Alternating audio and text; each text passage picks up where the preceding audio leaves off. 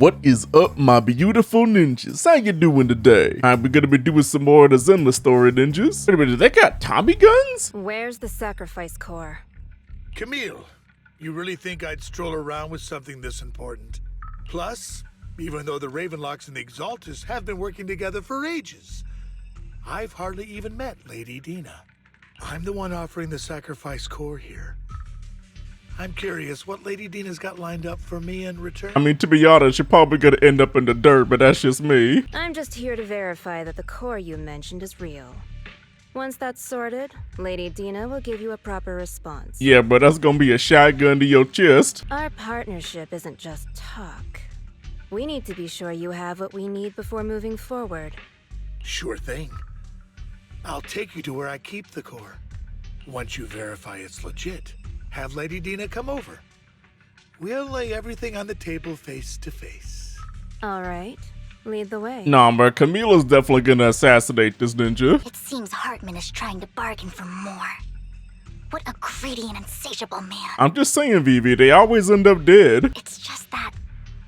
why would they only send Camille for something as important as the sacrifice core? And I can't shake the feeling that Camille doesn't want Hartman and Dina to meet. Why is that? I mean, I wouldn't exactly peg Hartman as being like a high-tier thug here. Who's Dina? Who's this Dina he just mentioned? Is she the leader of the Exaltists? Kind of. Lord Vathan, I really think we should hurry. We must get to where Hartman keeps the core before anyone else does. Are you seriously just gonna keep giving me these small answers? Vivi, I love you, but what does kind of mean? Like, what? I'm playing the route already. I've got a shortcut planned, but there are gonna be ethereals along the way. I'll let you handle them, Vivian. Don't worry, Lord Vathan. You're in capable hands. I'll ensure your safety. Yes, the all-powerful umbrella will protect us. Lord Vathan, the box is empty. Wait a minute, was he trying to set up the Exaltus the whole time? So Hartman never kept the core here to begin with? How did you even find your way here? Oh my god, and we got caught instantly. Where's the core in the box? What did you do with it?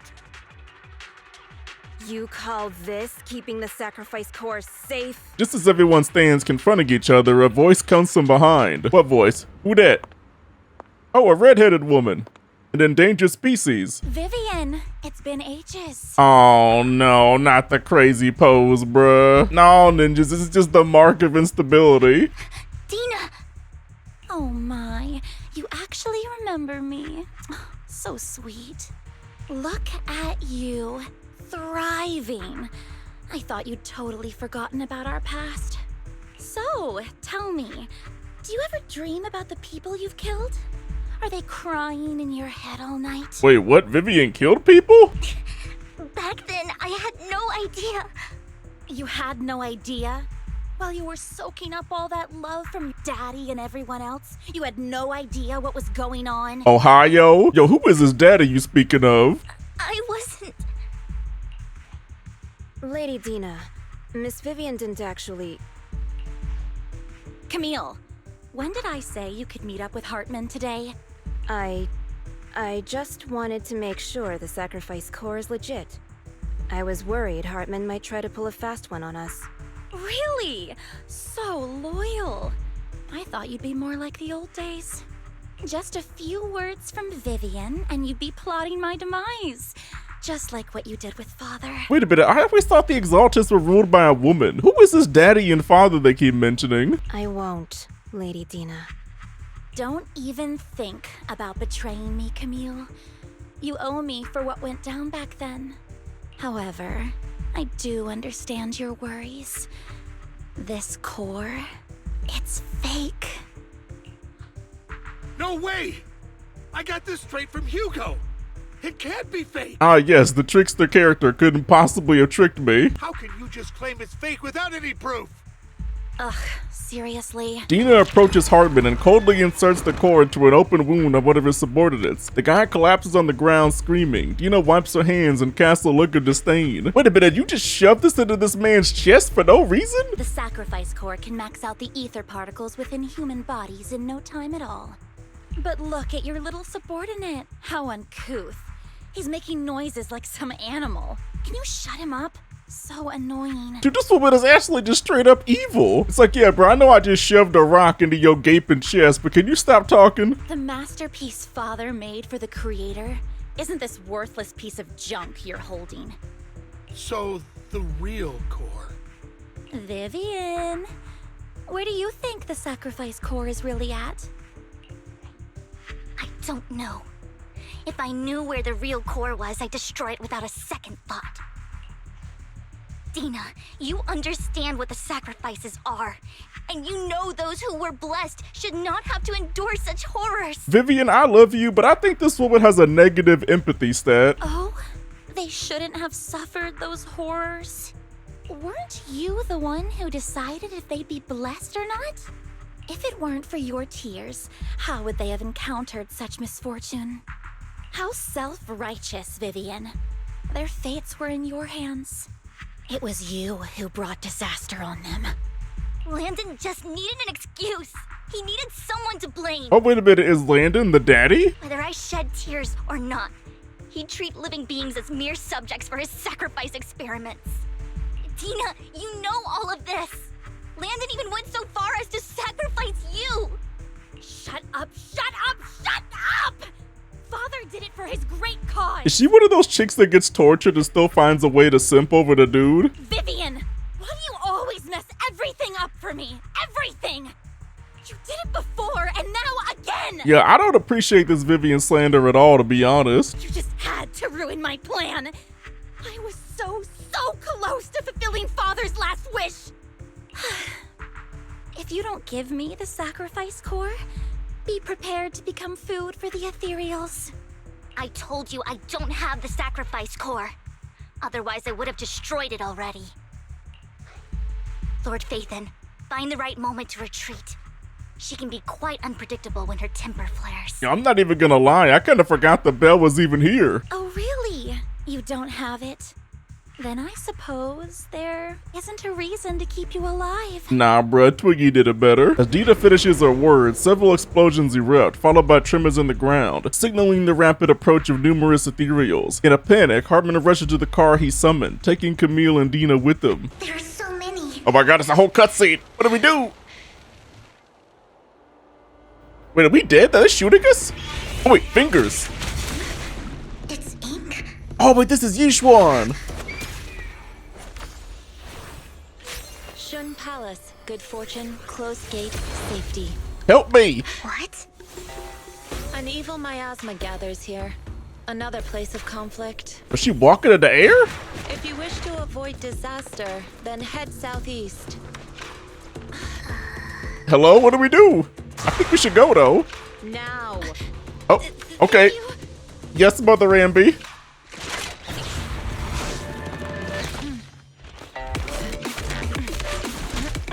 Oh, Jesus. Aw, no, there ain't no way that we ain't beating the allegations with that shot, bruh. Jesus Christ, the physics are intense, bro. Huh? She has her own bird too?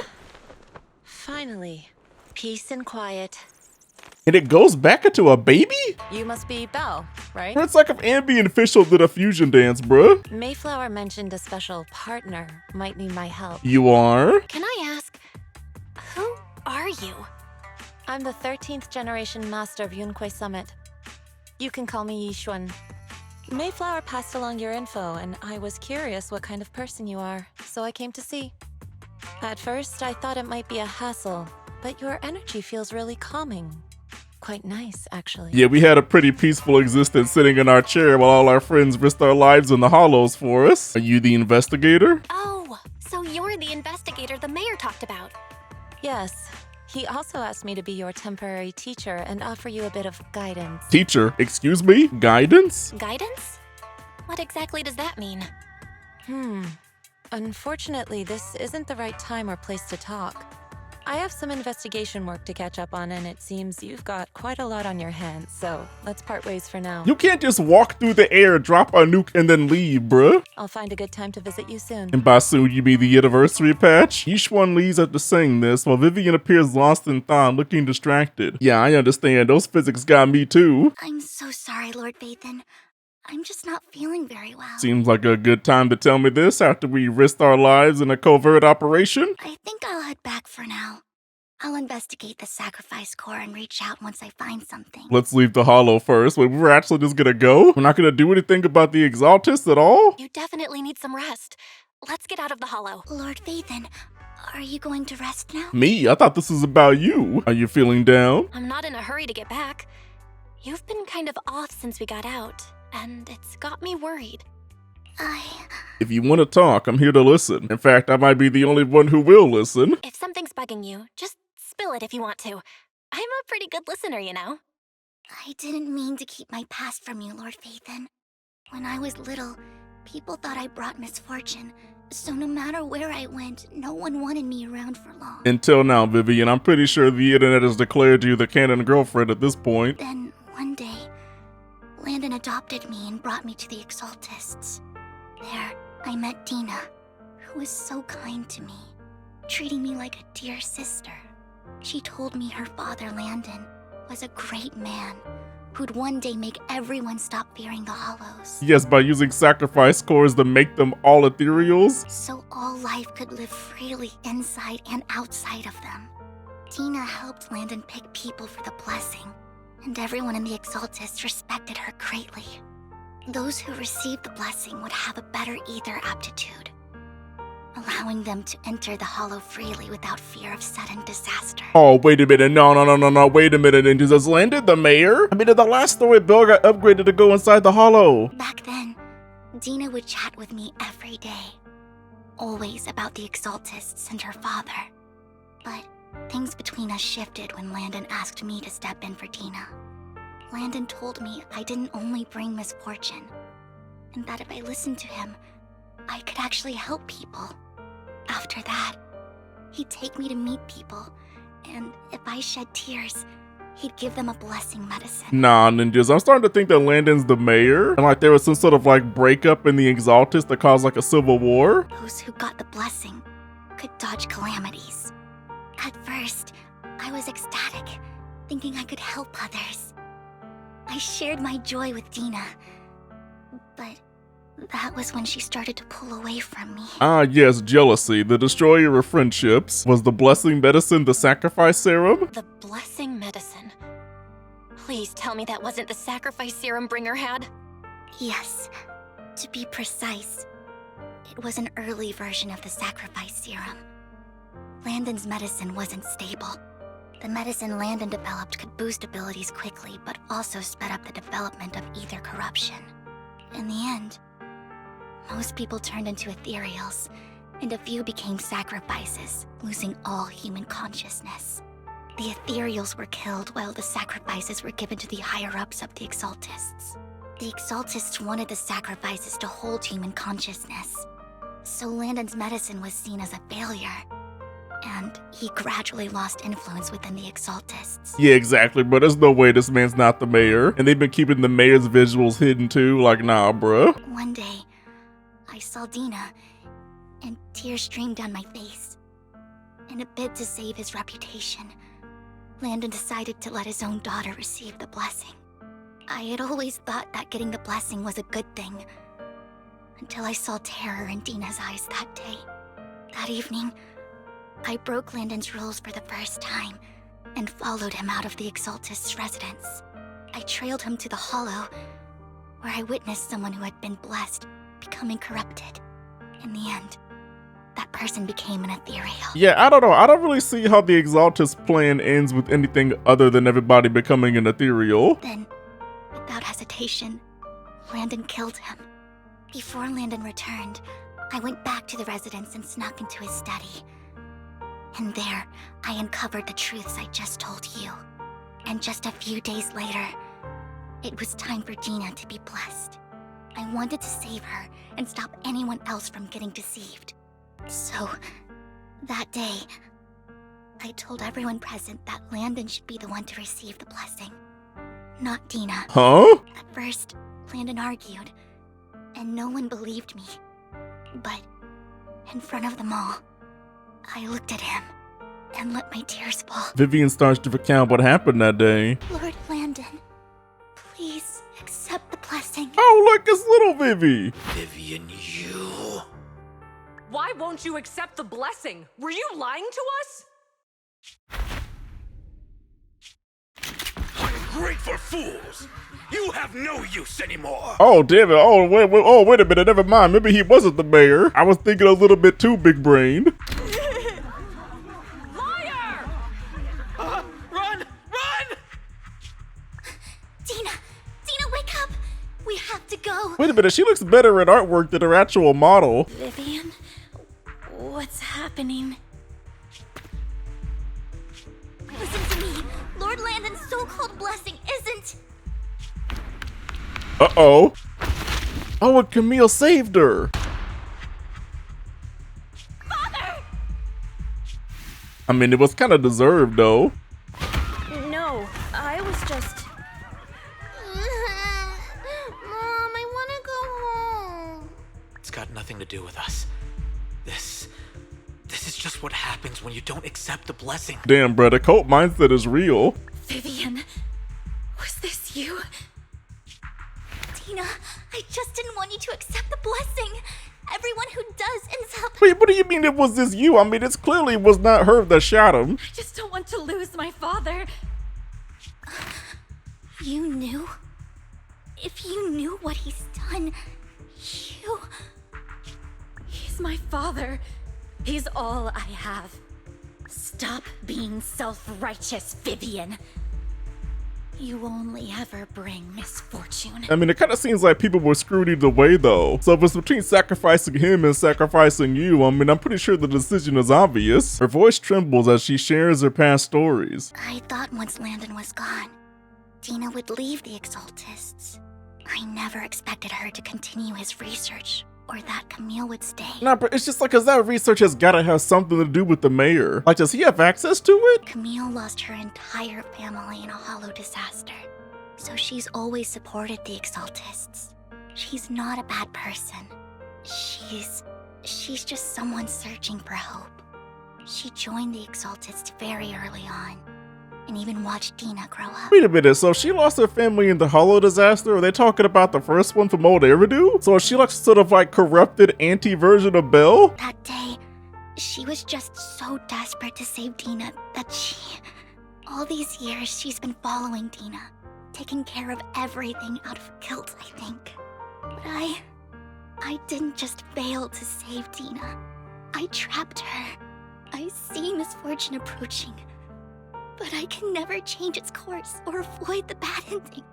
Maybe I really am a bringer of misfortune. Yo, that actually is a pretty sad life if you think about it. No matter what you do, you get the bad ending in every situation. Don't think like that, Vivian. No way. You're not the one bringing bad luck. Whatever went down with the Exaltists, Landon used you. As for Dina and Camille, they know the truth, and they just made their choices. The hollows and the disasters they caused took more than just their loved ones. But not all survivors cling to obsession and hatred like they do. Lord Phaethon. I mean, I know what Belle's saying, but a lot of them do seem to be turning into hatred, though. You need to believe in yourself. You need to believe in yourself. You're currently resolving the sacrifice crisis with your own effort. I remember you saying you really like yourself now. So what's changed? Yes, that'll always be true. Thank you for listening to my story today. Years have gone by, but I've never had the courage to face all this. Maybe Dina and I were meant to meet today, so I could finally spill it all out. It lightens my heart a little. Lord Phaethon, you truly are a wonderful listener. I mean, it's typical protagonist energy. Just come to me whenever you need. Whenever you're feeling down, don't hesitate to come to me. Belle, did you forget about the part where she spies on you when you're sleeping? I will. It's been such a long day. You must be exhausted. I'll track down the location of the sacrifice core and let you know what I find. Good night, Lord Bathan. After bidding farewell to Vivian, you head back to the video store. You see the collectible she gifted you on the table, and it stirs a flood of memories. You've been through so much lately. You hope the sacrifice crisis can be resolved smoothly, pondering the whereabouts of the real sacrifice core. Weariness sets in, and before you know it, you drift off to sleep. When you wake up, it's almost noon. Belle, Vivian was in the store just now, but you weren't here. Did she need something? It was about the sacrifice core. The first time the sacrifice core appeared was at the auction, so she decided to try and find the security footage from after that day. It's possible more happened afterwards and we're simply unaware of it. If we can get the footage, we may gain new clues. Belle, if you have time, head to Lumina Galleria to meet up with Vivian. Earlier, Vivian exchanged information with an acquaintance in the auction house's lounge. Shaw, I didn't expect you to be working here. Perfect. Not even gonna lie though, ninjas, I never even knew how you were supposed to say that name. Sejal? I was just covering someone's shift. The screening here is super strict, and I was afraid the supervisor would realize I was new and subbing for someone, so I hid in the control room during the supervisor's inspection. So I happened to bump into this guy, a blonde man wearing a hat, and I think he was checking some footage. Dude, there's been a lot of mysterious sightings of a blonde man. Then he logged that footage into the tape he brought. Later, I found that part of the footage had been wiped. Blonde, wearing a hat. Could it be Hugo? Do you know him? I think it's him. If it were Hugo...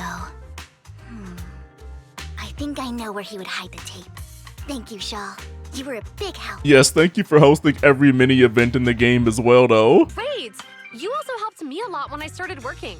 I used to make mistakes all the time.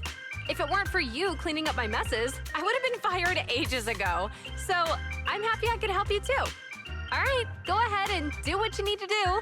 We'll catch up another time. After saying goodbye to Shaw, Vivian leaves the lounge. Lord Phaethon, you're here. Someone I used to work part-time with just so happens to be covering a shift at the auction. I learned from her that Hugo once took some footage away with him. I think Hugo was planning something, so we hid the security footage. But once I knew when Hugo came here, I should be able to guess where he put the videotape. But how? We are Mockingbird after all. It shouldn't be surprising we have subtle ways of communicating information, should it? Once on the mission, we couldn't use communicators. So Hugo trained a few birds and put trackers on so we could communicate. But after that mission ended, we let them roam free. But I just checked the trackers and one of those birds flew near the auction venue on the day Hugo took the footage. It still flies around here from time to time. The tracker only gives a broad area, but I believe this might be something Hugo left for us to find. Wait, what do you mean Mockingbird uses birds? Well, this is completely unexpected. If I'm not mistaken, the videotape is hidden wherever the bird is. I can't be sure which bird Hugo used this time, but all the birds he visibly trained had at least some black feathers. Lord Phaethon, let's split up and search the area. Wait a minute, doesn't Yixuan have a black bird? If you see a bird, you can send me a picture of it. I should be able to recognize every bird in the area? Yeah, this isn't concerning at all. Yeah, what about these? A soft and sweet ball of fluff. It's hard to imagine this is the bird Hugo chose for the mission, but it does have some black feathers, so maybe this is it? Either way, might as well take a photo and send it to Vivian. After sending a picture of the panda-colored chunk of a bird to Vivian, you get a negative answer. Let's keep looking elsewhere. What's wrong with the chunky birds, man? Look at them, there's even two of them just like them. Wait a minute, bro, there ain't no way it's actually the bamboo. Penguins count as birds, I guess. I mean, if I got a beak, it's a bird. And besides, using a bamboo for communication seems perfectly reasonable. What if it is this guy? Either way, let's take a photo and send it to Vivian. After sending a photo of the penguin-shaped bamboo to Vivian, Vivian responds with a long set of ellipses. Seems like we were wrong. Let's keep searching elsewhere. Oh, come on. You just gonna ...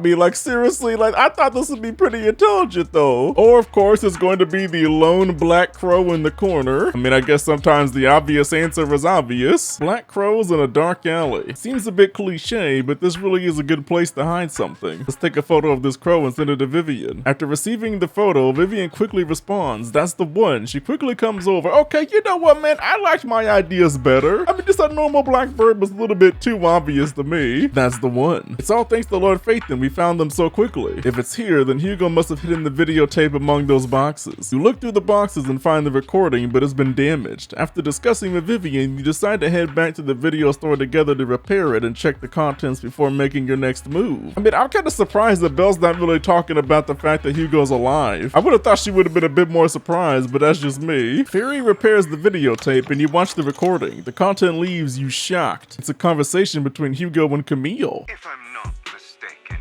you and Vivian share the same goal.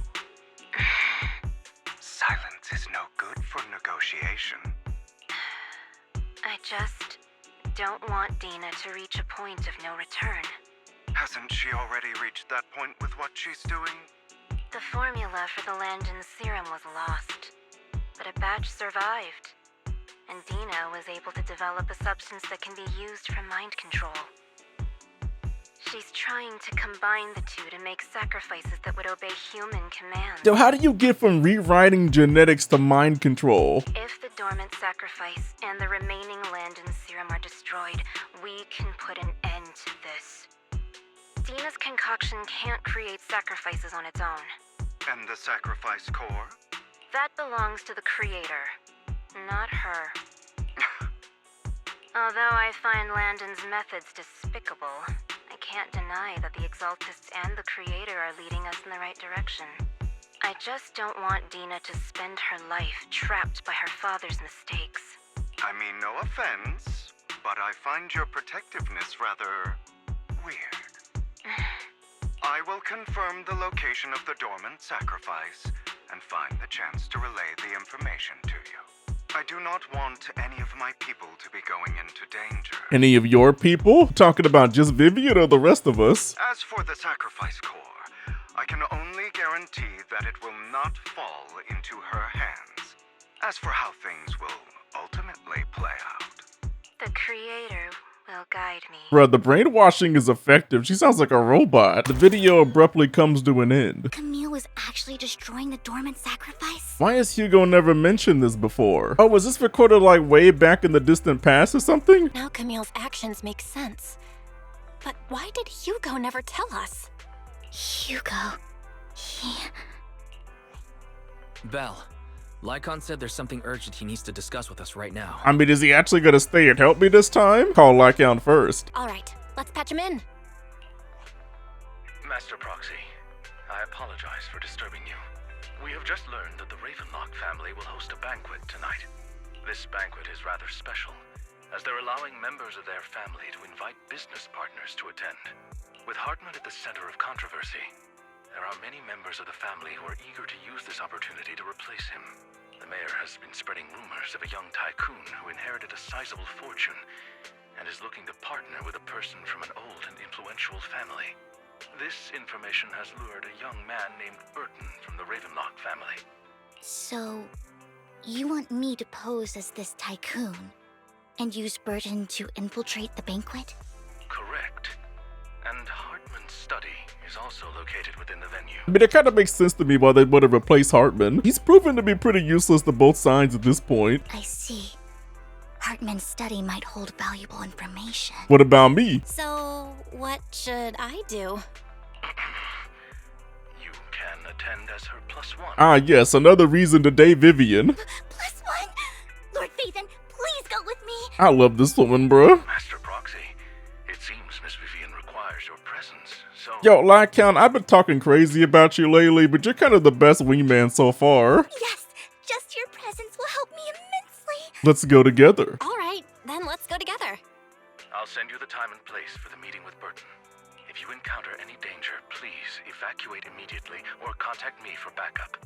I hope everything goes well for you tonight. Get in contact with Burton. He said he'll come to 6th Street later to escort us to the banquet. Yo, whatever happened to Yixuan? He just kinda came and left in one cutscene, bro. Is there anything I need to look out for? I'm a bit nervous. Don't worry, Lord Phaethon, just leave the socializing to me. I won't let any evildoers get close to you. But since there's still some time before we have to go, should be watching an instructional videotape on former dinner etiquette together. I learned everything from videotapes when I first went undercover at a banquet for a mission too, but bro, hold on a minute, what? But that's like saying you learn how to be a spy from watching Spy Family. Though such a method isn't sufficient to master it, it's enough to deal with this one excursion. Then let's watch. I'll go over the key details for you as you watch the tape. You do some last bit of studying on the etiquette expected at a formal banquet for your mission that night. Before you know it, evening has arrived. Oh, we're gonna skip that cutscene? I kinda feel like a movie day with Vivian would have been pretty good material. Miss Banshee, this is... Oh, it's another elf. Is something the matter? What I mean is, this person doesn't look like your bodyguard. bodyguard. The Ravenlocks can protect me, no? If that's true, why would I bring a bodyguard? This is my escort for the night. She heard the Ravenlocks are throwing a true feast for the centuries with plenty of delicacies not available anywhere else, and she wanted to try some. You weren't so stingy as not allow your guests a +1, are you? Of course not. Since you're an important companion of Miss Vivian's, you are also my honored guest. My chauffeur shall take you to the port, and from there we will take a speedboat to the manor. Yo, this is so complicated. There's like 3 steps to this. About an hour later, you arrive at the Ravenlock Manor. With Burton's guidance, you go through numerous security checks before finally arriving at the banquet hall. Miss Banshee, I believe I've shown you my sincerity. Now how about you? Wait a minute, it's another blonde dude. Are him and Hugo working together? Sincerity? My presence here is a show of sincerity. If we're to work together, Miss Banshee, you should drop your pretentious act. I am well aware of the ways of the Ravenlock family. If I were to come empty-handed, I probably wouldn't even be able to make it out the front door tonight.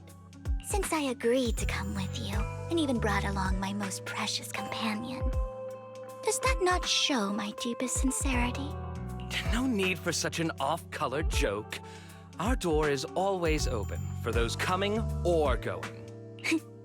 We both know what's what, so let's cut the small talk. I know far more about how the Ravenlock family made their fortune than most here.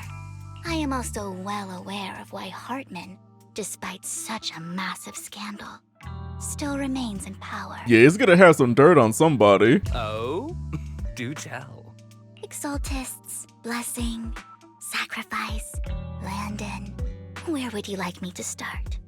How did you know that? No, who are you? Don't be so tense. If I'm not mistaken, it's about time the banquet began. My companion and I are practically famished. Is this how you treat your guests? By letting them starve? Nah, boo-boo, that food might be poisoned. We're gonna have to send in the Mau Mau to test it, bruh. Perhaps when we've had our fill, we'll remember where the sacrifice is hidden. You know where the sacrifice is? So, can we go get something to eat now? And I'm also looking forward to receiving a special dessert from you. We can discuss what you wish to know while we enjoy dessert. Yeah, I don't like the way you're talking to this man. Like, this is just business, bro. Like, the canon girlfriend belongs to me. Of course. I wouldn't let such an important guest discuss matters on an empty stomach. As for dessert, I will prepare it myself, and I guarantee it will satisfy you. I'll come find you later. I wish you a pleasant evening. Burton hurriedly leaves, and Vivian seems to breathe a sigh of relief. These kinds of people are exhausting to deal with. I really don't know how Hugo used to put up with it. So what do you mean by dessert? What did you mean by dessert just now? I couldn't really follow. Hugo taught me that bringing up dessert in such situations is a way of telling the other party they need to offer more. Oh, damn, that's actually kind of smart, though. Fortunately, that old fox Hartman is terrified of losing power. He's definitely keeping the destruction of the sacrifice and the fact that the sacrifice core is fake hidden from the other family members. Otherwise, Burton wouldn't have been so willing to raise his offer. Lord Phaethon, let's find Hartman's study when the banquet is at its busiest. Alright, stick to the plan. Alright, I've already taken note of the surrounding terrain.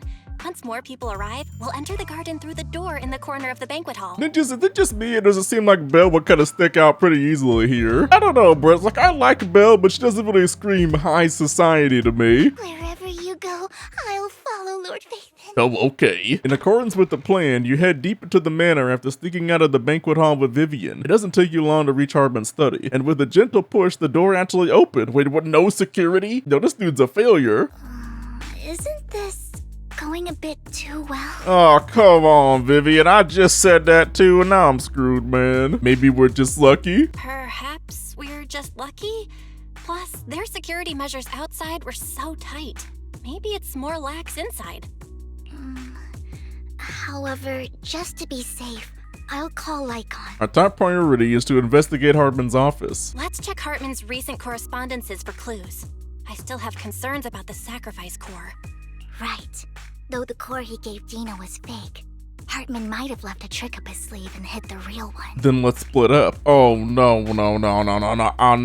Listen, ninjas, I don't have faith in Belle's skills as a spy, I'm just saying. Then let's split up. You and Vivian search through Hartman's office for a while, but find nothing. Just then, footsteps suddenly come from outside. Then in a moment of panic, you hide behind the desk. Esteemed guests, is the catering at the Ravenlock family banquet not to your satisfaction? Yeah, but there is no way this is gonna go that well. So much so that these two distinguished guests felt the need to come to my humble office to scavenge for food. Yo, why you got that revolver, bruh?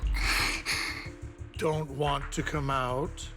Well, after all, you don't have long left. Burton, that greedy idiot, fell for the mayor's trap. But I never expected that he would bring you into my territory. I suppose I should thank him. Otherwise, I would have had to go to great lengths to eliminate you. Vivian, Phaethon, give Hugo my regards. Bruh, we done survived against cosmic aliens and we're gonna lose to a revolver? Tell him I shall be taking the wealth and power of the Ravenlock family for myself. Hartman raises his gun, aiming at the desk, yet there is no gunshot. With the clink of metal, a familiar voice comes. Bullet? How? My god, bro, you picked the perfect moment to come back to. Dear uncle, why must we be so distant with one another? You can just tell me what you want to say directly. Hugo!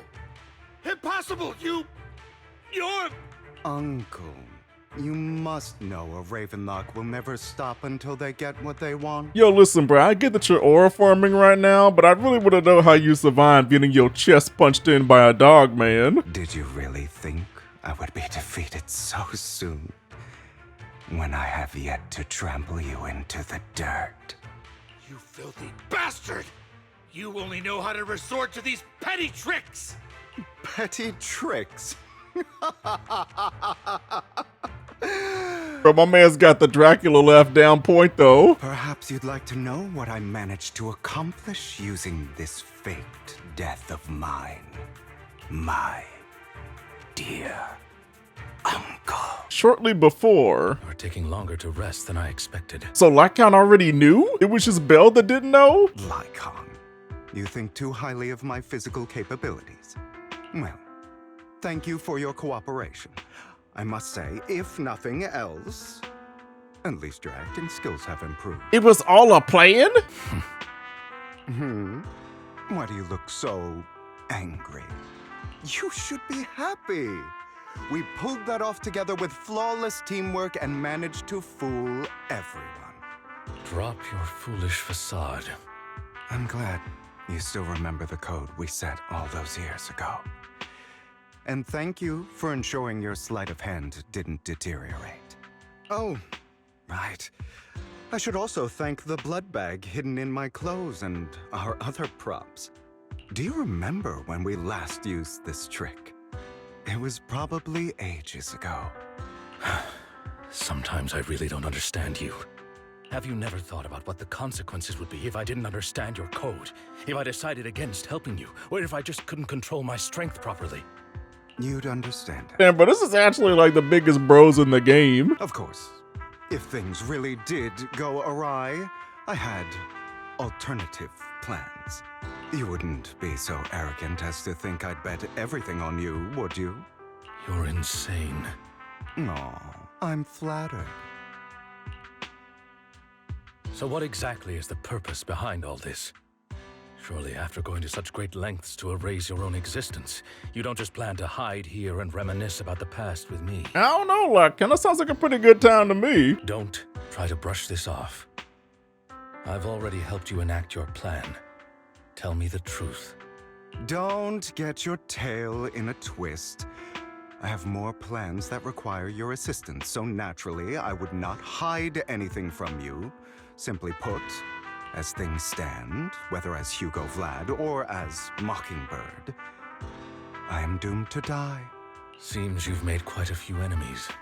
As a member of the Ravenlock family, I negotiated with Edmund and managed to obtain resources from Tops for my future plans. I also confirmed what attitude they held toward your master, the Mayflower family. Meanwhile, I used my identity in Mockingbird to strike a deal with Hartman and gather information on their collaboration with the remnants of the Exaltists. That's where I got my intel on what Bringer left. Oh, by the way, the crime declaration letter that your dear mayor received, that was also sent by yours truly. He's probably figured that out by now, right? Though I'm not sure if he told you. The mayor learned about the sacrifice attacks through his own means, but lacked an opportunity to take action. That warning letter was precisely what he needed. You aren't hopeless yet.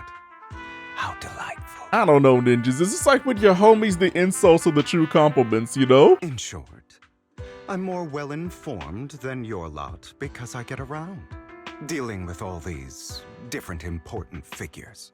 But of course, it comes at a cost. It's only fair. After all, you can't hide the smoke from a wildfire. Rather than trying to carefully tame it and risk setting yourself alight, it's better to let it burn free. When I helped you put on your little act, killing you in front of everyone, you left the sacrifice core to Hartman. That was intentional too, then? Wait, but that was a fake one. Oh, yes. And it worked like a charm, didn't it? Now no one cares for me anymore, and all eyes are on Hartman. A perfect situation for keeping the Ravenlock family in check while dealing a cutting blow to the Exaltists behind them. Another crucial point is Vivian and Phaethon. I must sever any ties they have with me or Mockingbird. Even Vivian? But that was your partner. Although I feel bad for Phaethon about what happened, but it had to be done. That's the only way they would be safe, allowing the plan to continue. I noticed that you never turned your blade toward Master Proxy. So, those words you said back then were also... I will bloody my hands. I will carry the weight of my sins. I will become the Abyss. Yeah, bro, I'm about to 12-star your ass. Obviously. It was all an act. My acting has always been impeccable, as you know. Hugo, you're taking such a tremendous risk. Why? Would you believe me if I said it's for justice? But unfortunately, it's not. I want revenge on the Ravenlock family. And I will make sure that despicable excuse for a human being, Hartman, suffers a slow, torturous end. Of course. I also promised Vivian that I would help her investigate the whole thing with the Exaltists. That's all. You don't look too good. Is it your wounds? No. This is the first problem I plan to resolve. Lycon, do you have a place that is sufficiently discreet, quiet, and can take a lot of damage? Lycon leads Hugo to a small warehouse in Port Elpis. Hugo looks quite pleased with the place. After scanning the area for a moment, he sets down a chair, pulls out some rope, and ties himself up. Yo, homie, where is this going? Bro, this is YouTube. You can't be doing this. What exactly are you doing? Don't look at me like that. If I didn't have to do this, I wouldn't. Oh, tied him up to a chair. Oh, yo, I thought it was the ceiling. Hartman recently obtained a bizarre substance, most likely from those crazy Exaltists. After use, it allows control of the victim's mind. To some extent. You were dosed with it. To be more precise, Lycon, I deliberately allowed Hartman to put this drug in my cup to facilitate our previous collaboration. Hugo tells Lycon of what happened back in the private suite when he was negotiating with Hartman. The only reason Hartman agreed to work with him was because of this, because he had drugged that red liquid. After that, every time Hugo and Hartman met up, the latter would always add a small dose of that drug into Hugo's cup and then ask questions, attempting to glean information. After finding out about it, I quickly found someone to help analyze its composition. The good news is he gave me a very low dosage. Perhaps because he was afraid I might notice. There's a different medication that can delay its onset, preventing me from actually being under his control. I simply need to put on a show in front of my dear uncle. The bad news is that currently there is no antidote. Excuse me, bruh? So what, are you just screwed? When I delay those effects, however, they will accumulate and erupt when my body reaches its limit. It may even break my mind. And that's exactly what's happening now. I need to endure those accumulated consequences. So, I will lock myself in this room for however long that takes. I've tied my limbs to prevent me from smashing this place or accidentally hurting myself. Anyway, after you leave, do not open this door, no matter what you hear. Bro, are they about to play the audio? I recommend seeking professional medical assistance. This is advice I received from a doctor. Or are you saying you don't believe I can make it? So, I can't. Come find me here at the scheduled time. All you need to do is smile and await my victory. What if I want to stop you? You know you won't succeed. You never have. And you never will. Well, time is short. Let's begin. I understand. Don't die, you stupid bastard. After who knows how long, after enduring seemingly endless pain, Hugo finally awakens. The rope that bound him had come undone, though he didn't know when that had happened. Hugo checked himself over. Thankfully, he had injured himself that badly while he was going crazy. Yo, I thought for a second they were gonna play the audio of him struggling, but that might have actually been too dark though. After some time, Hugo straightens out his attire and tidies himself up, then opens the warehouse door. Is this because the side effects haven't worn off yet? Bro, we on drugs, literally. It's all your fault. Why were you born with those eyes? Yo, this is mama? If it weren't for you, I wouldn't be in this mess. I had made it. I had endured for so long, all those years of planning. I was so close, he had already agreed. You, go and beg him to reconsider for me, okay? Tell him you'll do anything. Tell him to take me back. No, he won't want to see you now. You can't go and see him, mother. It's all your fault. I wish I had never given birth to you! God dang, bro, is this the drugs or is this like a revelation from the past? The woman's face is distorted with hatred, as if the person before her is not her child, but an enemy who destroyed her future. She blames all her misfortune on this innocent child. Everything will get better if you just die, right? If you die, he'll come back. We'll have another, more perfect child. One who will inherit the Ravenlock family bloodline. Wait a minute, so she was a scumbag mom because you didn't like his eyes? But what's the problem with Hugo's hetero eyes, man? Then I'll be able to escape this pain. So, Hugo, for the sake of Mommy's happiness, just die. Okay. Nah, Hugo, you got a self-defense case, get her. She raises her hand to reveal a pair of scissors, the tip gleaming with chilling light. She thrusts the sharp point toward Hugo's paler eye. Then she suddenly vanishes as if she had never existed at all. Bro, you didn't fight back? So, I wasn't awake yet after all. That's because you don't want to wake up again. Yo, excuse me? Ohio, the Bang Boo is Hugo? Who are you? I am you, hidden deep within your heart, your most true self. Bro, the Boo Boo was his persona? You want to kill her, don't you? Your so-called mother. Every time she beat you without reason, when she tried to gouge out your eyes, when she sold you into that hell, laughing all the while. You wanted to be the one to end her life. Why not admit your hatred? As you are, you can hunt her down and make her pay for the living hell of a childhood she made you suffer.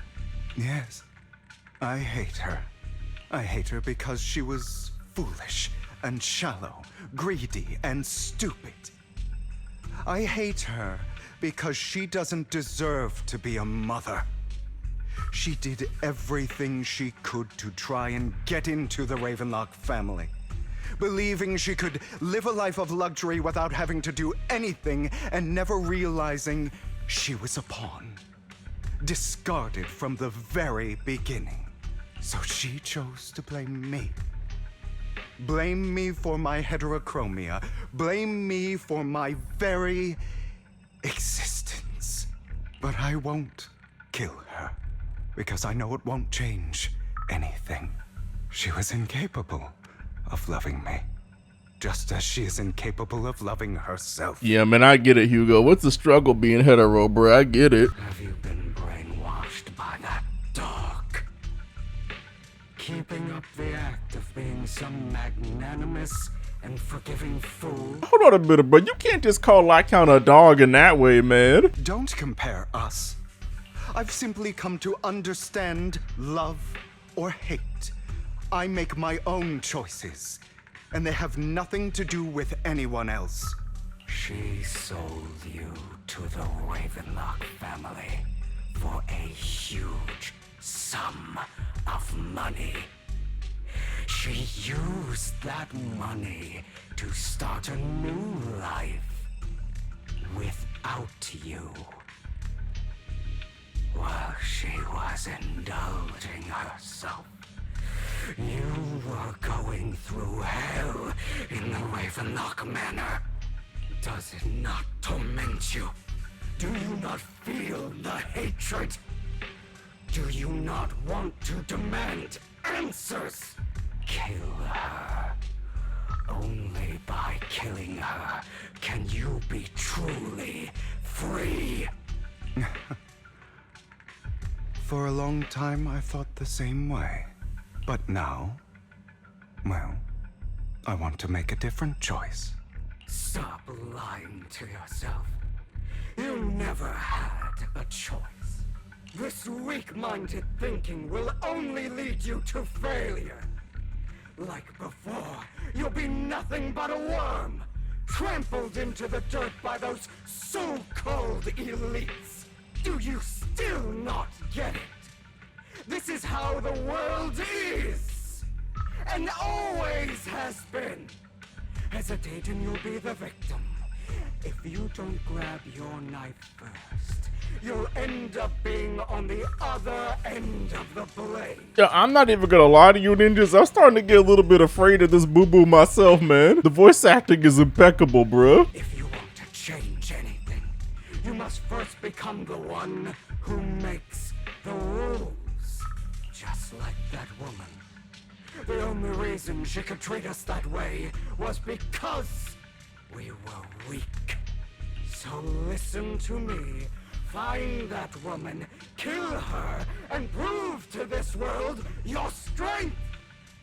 It's what she deserves. Why forgive them? They don't deserve it. I'm not forgiving them. Or rather, I don't care about them. They don't even matter, at least not yet. You know, perhaps the person I hate the most, the one I truly cannot forgive, has never been someone else, but rather my weak, powerless past self who could do nothing but hide inside a closet and cry. I hate myself for having neither the strength nor the courage to resist. I hate myself for begging for so-called familial love, even after being treated so terribly. I hate that despite the pain of my wounds, I still hope to receive the carrot and not the stick. And that me is you. Correct. So, I forgive you. I forgive myself. Did my man just give himself therapy? You'll regret this, fool. Your pretty words mean nothing. You will ultimately return here to me. After an intense bout of dizziness, Hugo awakens in the dark warehouse. The ropes that bound him had come undone at some point. Hugo takes a deep breath of the damp air and stands up. Hugo straightens out his attire and tidies himself up. Then he opens the warehouse door. What a cruel bastard. As expected of a disgusting bastard. Lady Savita was so nice to him, yet how does he still have the nerve to stay in this house? I shouldn't have let him in from the start. Filthy, lowly blood. Curses and insults encircle Hugo, piercing his skin like frozen knives. The mockery and rage form a wave that crashes through him, threatening to drown him. Then as the cacophony reaches its peak, it goes silent. The air seems to congeal into silence, deep and oppressive. It is as if time stood still, with only his rapid heartbeat echoing. I told you that you would eventually return. We meet again, my friend. I told you, I am you. The side of you that you've always tried to deny existed. Of course. I know. This time it's about Serena. Right? Yes. Your half-sister. And the only child in the Ravenlock family who was kind to you. Unfortunately. It was her kindness that led to her untimely death. It was my fault. Yo, why do all the vampire tyrants have such terrible backstories? I don't like the way you blame yourself. Because that means I'm to blame as well. And I don't think I did anything wrong. Your mother sold you to the Ravenlocks. And your father, he saw your talent and wanted to use you to push the other children into competing with each other. My brothers and sisters wanted to get rid of me from the moment they first saw me. In their eyes, you were no more than a slave. But Serena dared to treat you, a slave, as if you were human. And so, she was fated to die. They tried to kill me many times, but I was careful, and they did not succeed. So they killed Serena, who was weaker, an easier target, and pinned everything on you. Serena died in your place. Oh, thank God. I mean, not thank God that she's dead, but I thought it was actually Hugo that did it for a second. Those cruel brats thought that by reporting this to Father, they could use it to get rid of you, a rival who threatened their positions. Yet, not only did Father not blame you for the incident, he praised you for it. In this world, only the ruthless, cruel, and merciless can stand at the top. And that's exactly what you managed to live up to, no? You found a perfect opportunity thereafter to catch the ringleader of the group who framed you and almost beat him to death.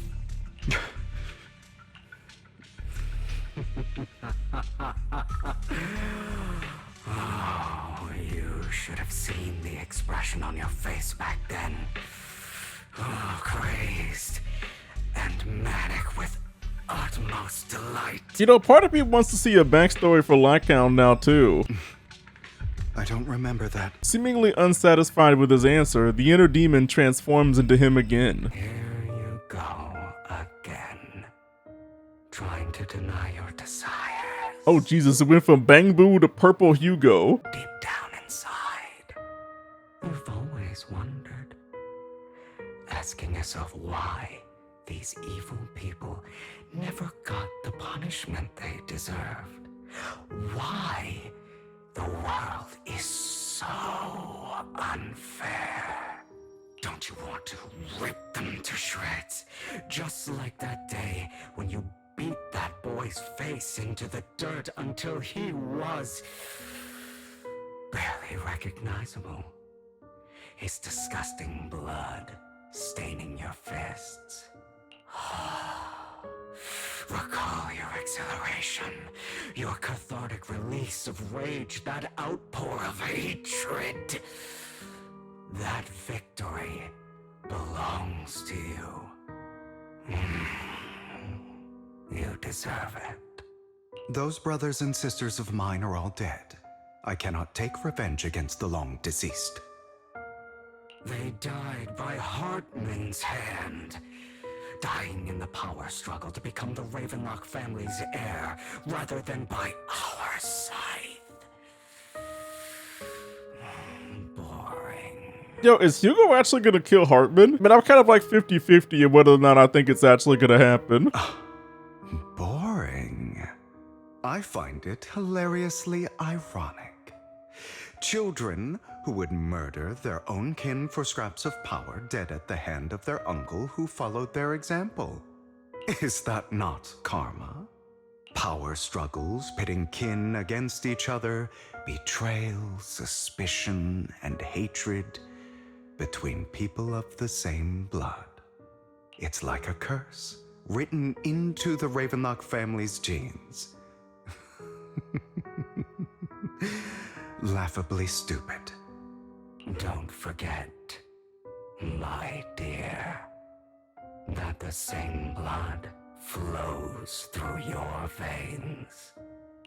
As if to prove his words, the inner demon transforms into Hartman. Oh no, not this ninja man. Like, I've never really wanted an NPC more dead than him. That's right, my dear nephew. No matter how much you deny it, the blood of the Ravenlock family flows through your veins. Survival of the fittest. Only the strongest deserve to live. Only the strongest deserve to rule. This is the path of success that has led the Ravenlock family to victory countless times. A blessing and a curse etched into your flesh and blood. As long as you live, you'll never escape the mark of family. You are destined to one day become someone like me, like your father.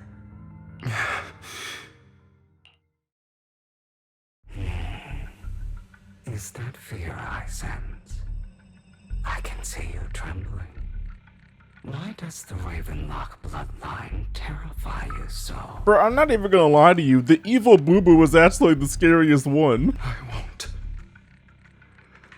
won't become like my father. Never. You won't become a failure like him. So relax. Our power eclipses him, and so does our ambition. So, do not deny your own desires. Do not resist your own ambition. This is the talent you were born with. The best gift fate has ever given you. Admit it. Deep within your heart lies a spark, yearning to ignite a raging inferno that will burn everything down.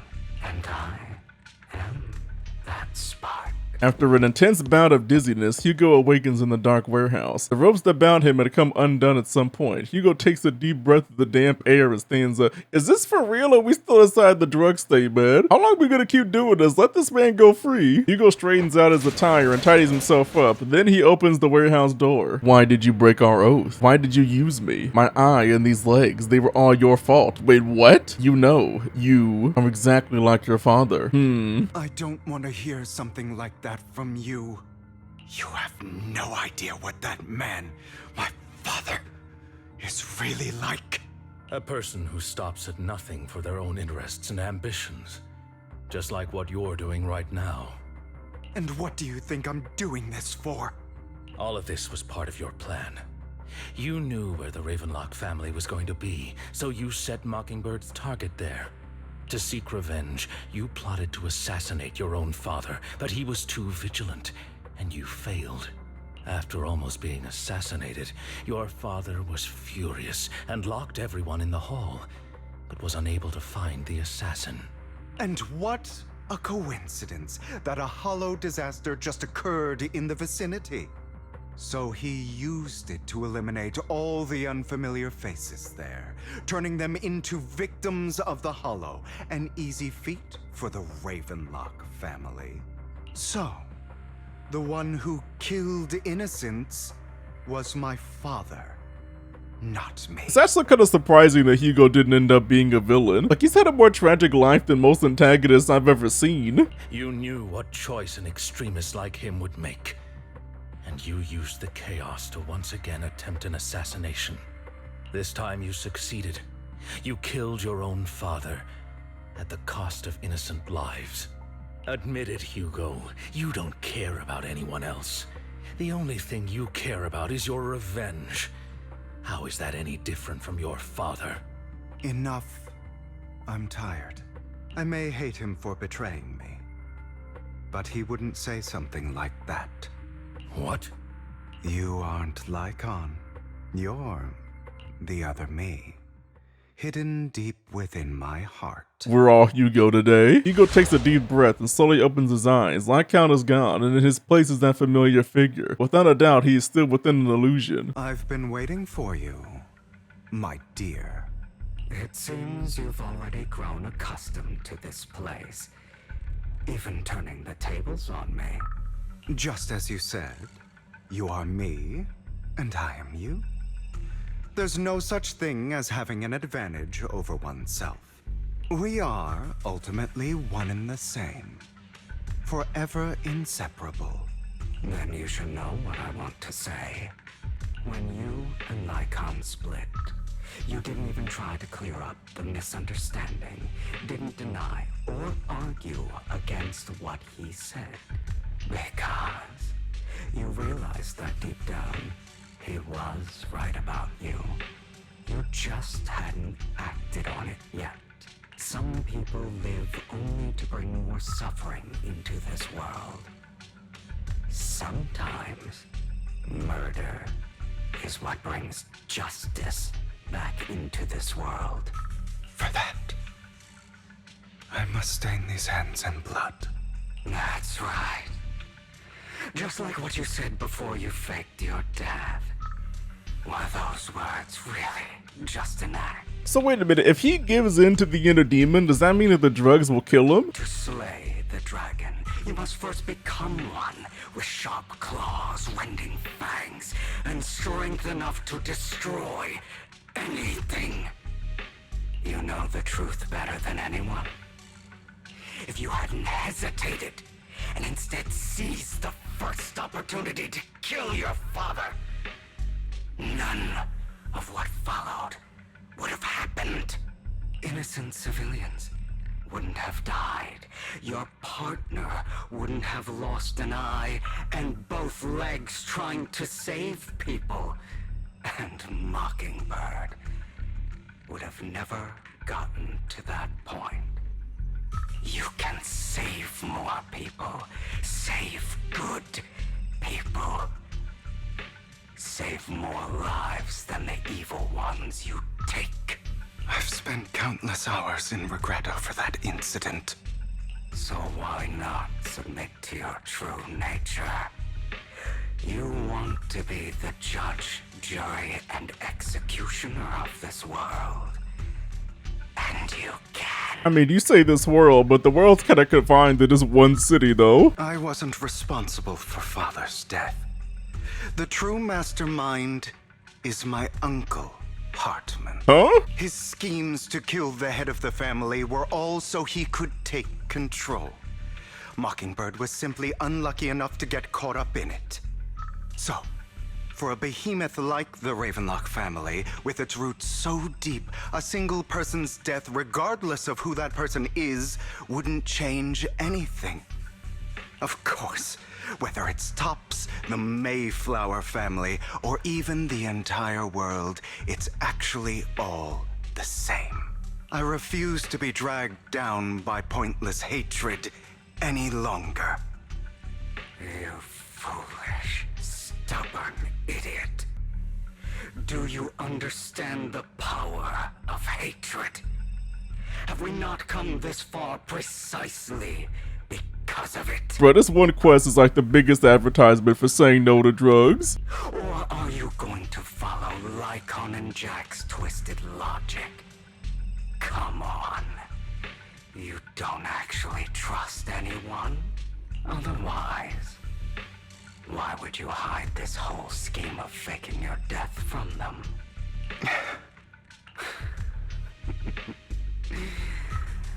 You've built an impenetrable wall around your heart, keeping everyone out. Of course you are right to do so. No one in this world can be trusted. Always. All you'll receive is hatred from your own blood and no love. Suspicion from your companions, and betrayal that comes all too easily. But the most ridiculous thing is that you want them to trust you.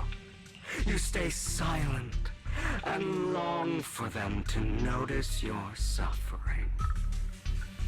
You yearn for your companion's understanding and trust. Idiot. That's why you are incapable of exploiting them for your own ends. You care about their safety even more than your own. But remember, only the weak need companions. And we are children born from hatred. We are different from them. I will never be like them. And I don't need to be. Come. Let me show you what powers we can wield. But you are me. And I'll never lose to myself. Oh, we're not gonna fight the Bang Boo? So that's your purple Hugo? Oh Jesus, hold on a minute. Hugo kinda smooth though with the gameplay. He has to sight the gun? Dude, do you know how many anime women would kill to have this weapon? Oh my god, the ice particles. Yo, how many ice DPS characters are they gonna make? I'm starting to kind of feel a little bit bad for Ellen. Without me, you are nothing. For what it's worth, thank you. Don't be afraid. You and I are inseparable. You're part of me, just as I am part of you. Bro, this is such a Persona moment. Finally, it's time to meet up with Lycon. Yeah, my man's finally absorbed his shadow. Another cutscene? A happy one, hopefully? Hugo, it's time. Don't open that door. Nah, man, there's ASMR in there. Don't do it. Hugo. Hugo, you... Yo, he good? Did I scare you? I made it through. Oh, Jesus. I won. No praise for me, my dearest partner. Oh man. Oh, then the sun shining on the homies. Ah, my former partner. You're still as punctual as ever. Are you sure you're fully recovered? How about we fight? And I'll show you how recovered I am. Bro, you just got done beating a drug trip and now you want to fight? I refuse to fight someone who is in need of medical attention. Lycon falls silent for a moment, then eventually hands over a coin. No, looking at the packaging, it's not a coin, but a familiar chocolate. How thoughtful. I'm touched. Or perhaps is this simply part of Victoria Housekeeping's professional care? I'd rather you not starve to death. Yeah, there's a lot of vitamins in chocolate, bro. Hugo takes the coin. After a moment of silence, he eventually eats it. Not to your liking. I'm fairly certain this is the same kind as before. No. I've just gone too long without food. It feels a bit uncomfortable. Bro, how long was he trapped inside the drug box? Either way, thank you. Now tell me, what exactly happened in the warehouse? Just going a bit crazy from... you know what? Were you expecting anything else? But I did have a very long dream. A dream about many things from the past. If I had to put it into words, it would be like giving myself psychological therapy. You seem like you could benefit from some too. How about it? Want to book a session with me?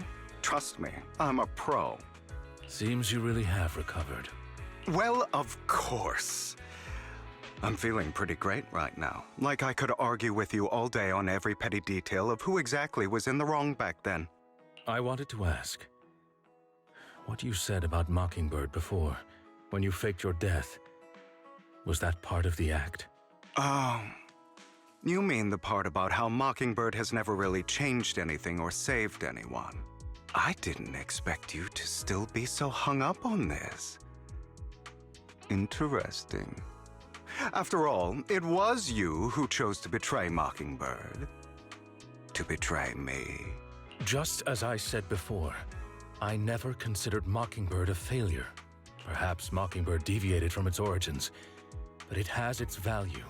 You shouldn't reject the things you've done. Or Mockingbird. I have contemplated this before. Yes, Mockingbird has helped some people and has genuinely managed to cause trouble for those who abuse their positions of power for evil. Yet those in high positions still possess immense resources, and the people we helped remain destitute and suffering, willing to become slaves to those in power for scraps. Well, damn, Hugo, way to lighten the mood, huh? But just as you said, even if what we did was childishly idealistic and flawed, as little as we actually achieved, even the slightest change is by no means meaningless. Nothing holds more value to me than Mockingbird. Hugo stares out at the ocean. A gentle breeze lifts his golden locks. The sunlight glances on both his eyes. All right, let's catch up later. I still have things to do and need to wrap up my plan. Oh, so the bromance is fully recovered, I see. I thought you would rest up first. As much as I would prefer that. My dear uncle and the Exaltist fanatics likely would not give me such an opportunity. If all has gone to plan, the fish will have taken the bait already. And if everything goes very well, I'll soon have solid evidence of the Ravenlock family's crimes. Well then, thank you for your assistance, former partner. Let's part ways here. I'll go with you. Lycon, surely you don't think that because I just recovered, I'm too weak to deal with those useless fools. Hartman's actions will disturb the safety of New Eridu. As I serve the mayor, I should intervene. Nah, bro, just tell him you love him and call it a day. Very well, whatever. Let's go. And don't slow me down. Before that, don't you have something to tell me? What do you mean? Don't play coy with me. I know you're not spilling your whole plan. So you kick things off by approaching Edmund from the top's big shots. How did you manage to sweet talk him? I am a bit of an illegitimate child, but I still have the Ravenlock family blood running through my veins. Funny enough, this Lord Edmund thinks direct lineage is way more noble than the side branches, which is absolutely laughable. So I played his arrogance to my advantage. And let's be real, I had some juicy intel to swap with those high rollers. But that's Mockingbird's secret, so I can't let any outsiders in on it.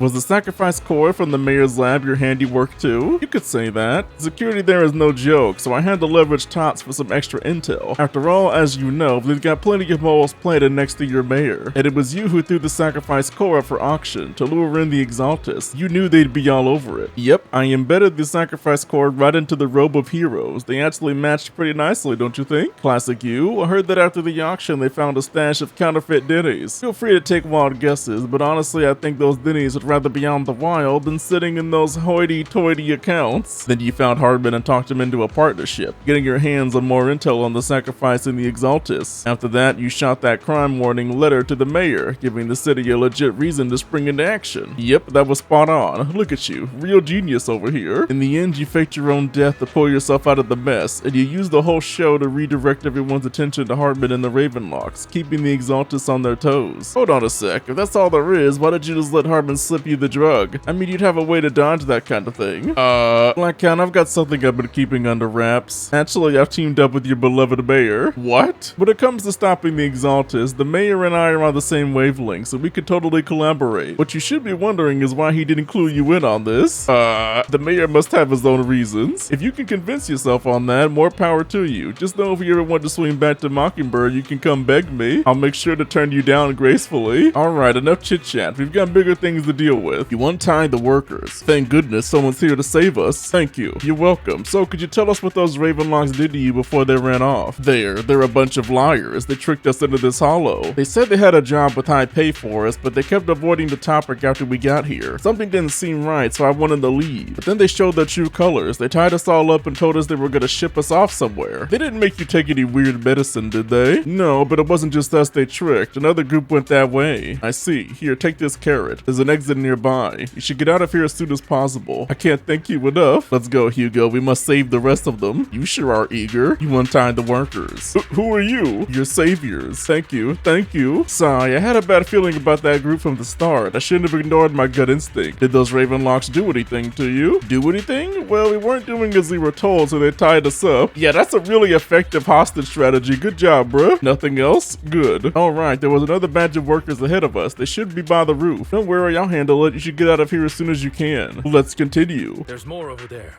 Let's hurry. It's different this time. Don't rush in. Let's listen in on what they're saying first. I still need more direct evidence to ensure the plan is absolutely foolproof. The compensation you promised. It's all real, right? Not even gonna lie to you, ninjas. Anybody that's got that black and red suit is just automatically evil. Like, that's just like the devil's attire, bruh. All we have to do is follow you into the hollow for some simple tasks, and you'll give us a huge sum of dennies. Sounds real suspicious. Shut your trap. You keep yapping and asking questions. If this is all so suspicious, why were you so eager to sign up for it? Because I don't have a choice. My daughter was previously caught in the hollow disaster and suffered severe corruption. The treatment costs have completely drained our family's savings. So that's why... It's the same for me. A serious illness at a senior age. I need the money. Oh, so it's like an emotional guilt thing. Who would risk taking a job like this unless they were desperate? I'll do it. No matter how suspicious. As long as I can get paid, I'll do anything. Even risk my life. I mean, wouldn't dying just kind of make everything even worse, though? Wait, you people from the Ravenlock family, you're part of a big company in Tops. You wouldn't go back on your word, right? Don't worry, you'll get every denny you were promised. But before we start, you all need to take this medicine first. No, bruh. Bruh, there's too many drugs in this mission. The fierce man pulls out a bunch of white pills and gives one to each worker. Another Ravenlock family member seems a bit doubtful and leans in to whisper. Bro, should we really be doing this already? These workers keep talking. We're wasting time like this. And the sooner they take it, the sooner it'll be over. Consider it an early release for them. What? You didn't say anything about having to take pills before. Look, this is good stuff, all right? It'll increase your ether aptitude. There's tons of people who'd kill for something like this. Exactly! You'll be working in the hollow for several hours. This is essential medication. I'm pretty sure if they had a real hollow medicine, everybody would know about it by now, though. You have to take it before we continue. If you refuse, then you can forget about the job. Of course, you won't receive the compensation either. I mean, shouldn't you have told them about that before they went in? I mean, I wouldn't trust a damn thing this man said, bruh. Lycon, what are you doing? Hugo, what do you mean? You just gonna let them take the drugs? Rescuing those workers, of course. There's clearly something off about those pills. We can't let them take them. Now is not the right time. As I said, we need more evidence to ensure the plan works. Hugo, they're gonna die. And as I said many years ago, you can't exploit innocence to achieve your goal.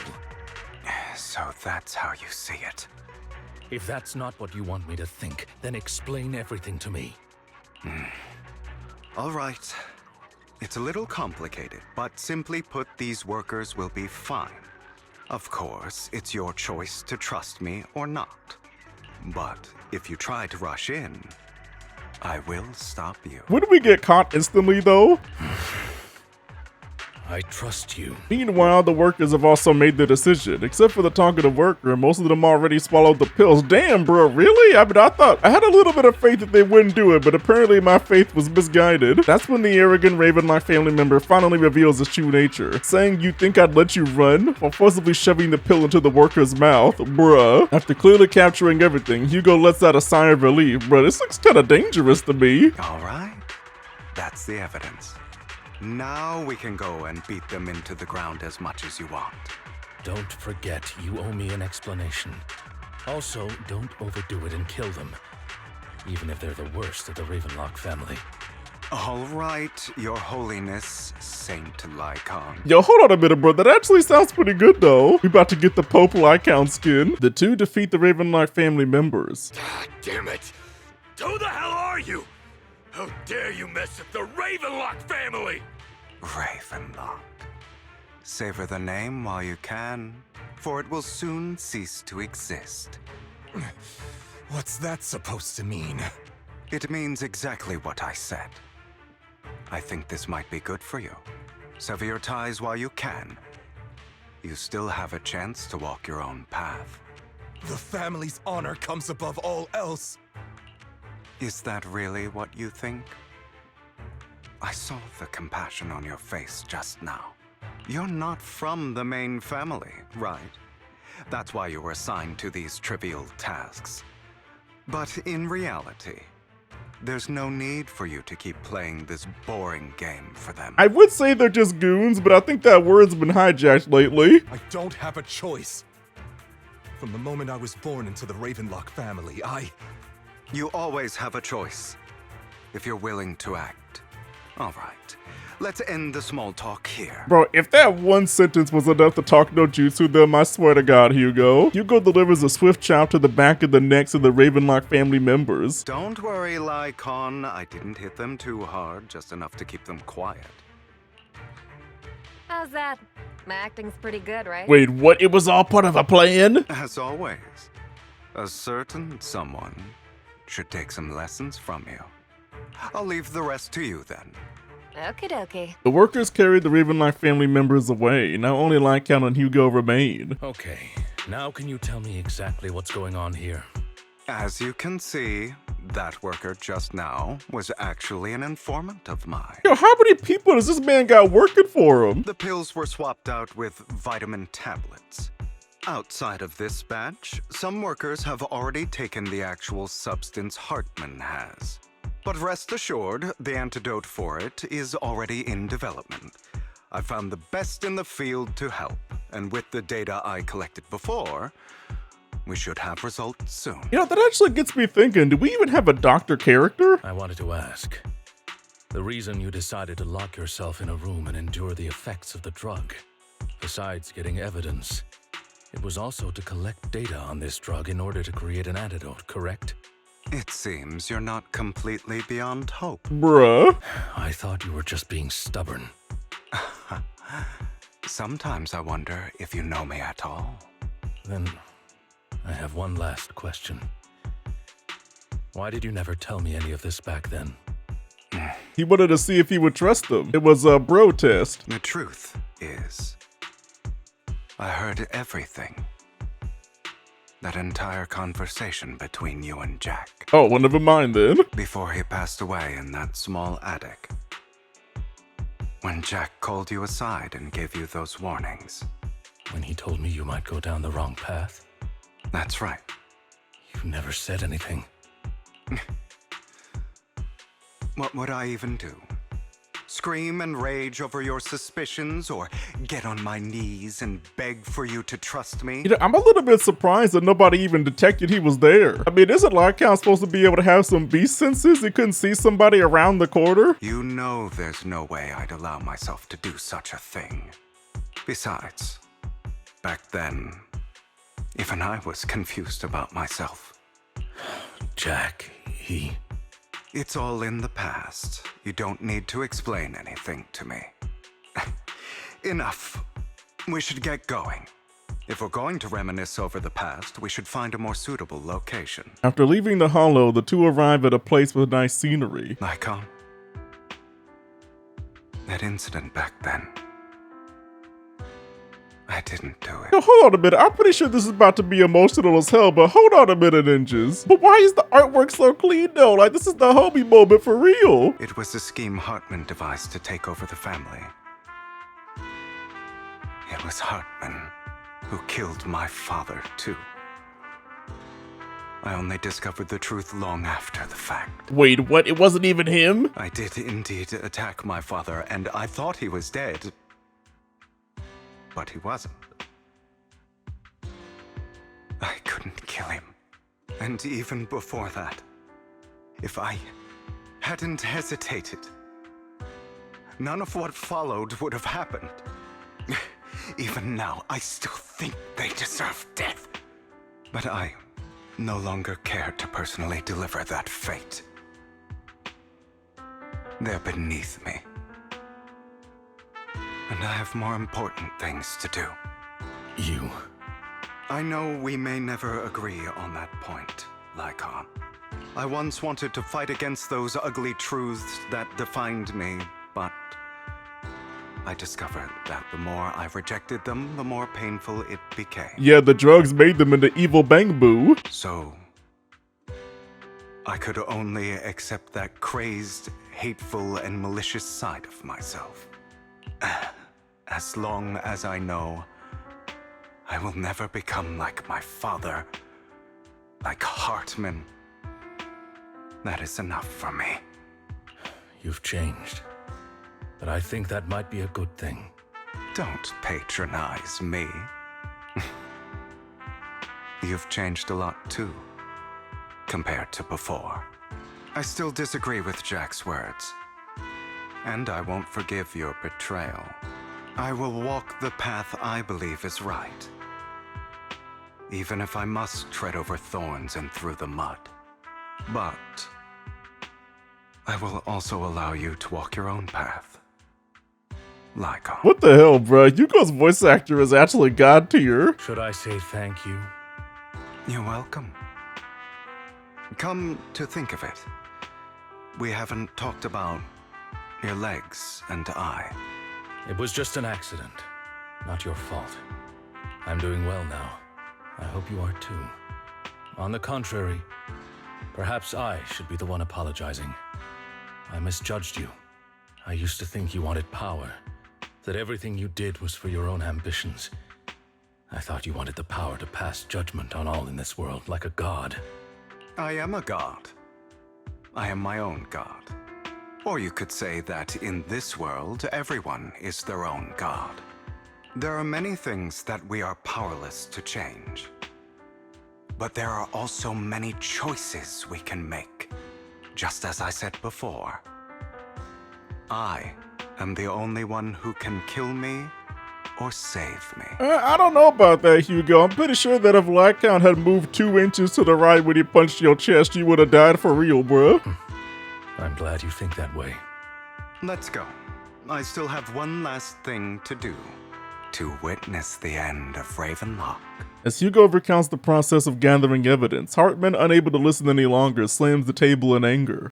You really think you can take my place if I die? Never, you filthy bastard! Your little tricks mean nothing. As long as the Ravenlock family stands, I can still get back on my feet. You still don't get it, do you? This was never about avenging my father. And I don't care about taking your place. I didn't come this far just to kill you.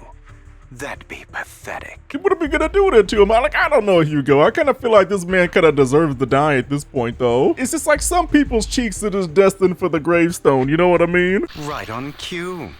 Why don't you take a look at this, Uncle?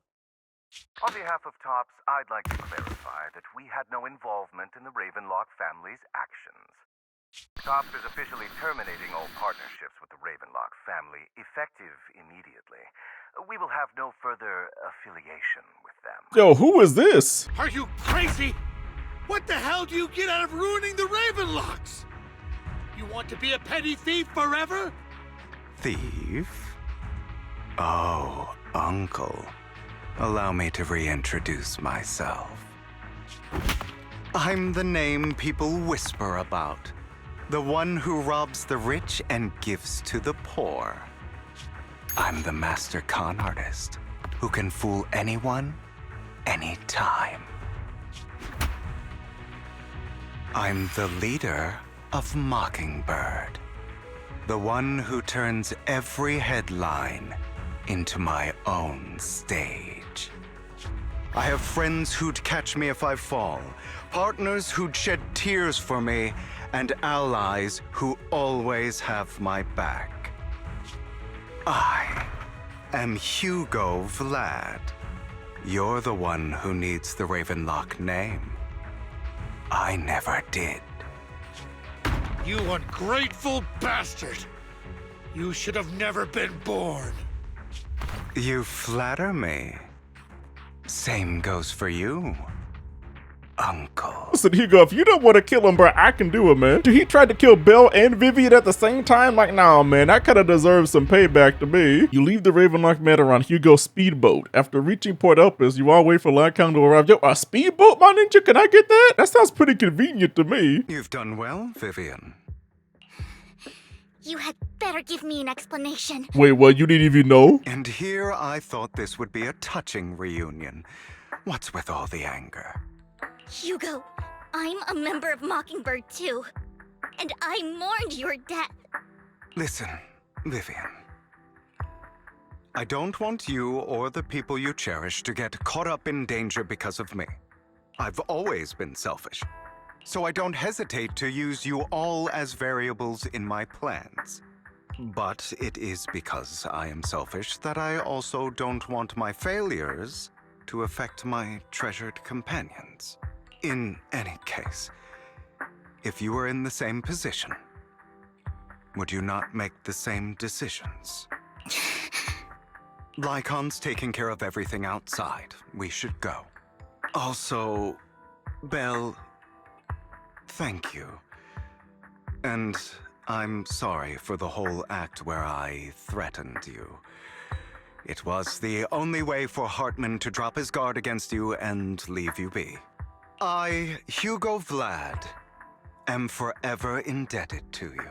With Lycon's assistance, you successfully leave the Ravenlock family manor and return to the video store. Master Proxy, although it is late, there is some important intel that I must give you now. So you knew about everything? So, Lycon, you knew about Hugo's plan to fake his death? Well, I mean, I don't think it would have been possible without Lycon's cooperation.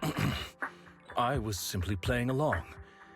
After all, I could not determine whether Hugo's plan would pose a threat to you. You are a student of the mayor's late friend, and I am obligated to protect you. You still have that habit of finding awkward excuses when you're embarrassed. Mr. Hugo Vlad, if you have any important intelligence to share, please do so with haste. I need to return to rest before midnight. Yo, my man has a bedtime. You guys are really close. You two sure are close. For the sake of a certain old fossil's sleep schedule, I'll keep it brief. I learned from Camille that Dina intends to embed the sacrifice core into the sacrifice. Apparently, it will make the sacrifice much stronger. Sacrifices created this way will not retain their minds and will indiscriminately attack all living beings, including their creator. So the Exaltists don't do this. It would bring them no benefit. But Dina's concoction can control people's minds. If a person takes the pill and is injected with the serum Landon left behind, the sacrifice would be under its creator's control. So wait a minute, was this a plan to make like a super sacrifice army to take over the city? Although the dormant sacrifice has been destroyed, Dina found a batch of that serum her father created and wants to create new sacrifices. We have no idea what the real core is. Never mind the sacrifice. Hartman's sacrifice core is a fake. We don't know where the real one's gone. The real core has always been here. Here? In Lord Phaethon's video store? Vivian, do you remember when I suggested you give that collectible to our dear proxy? I remember. But that was just an ordinary pendant. And I've met the person who submitted it. She has absolutely no connection to the Exaltists. How about our dear proxy take out that pendant so we can take a look?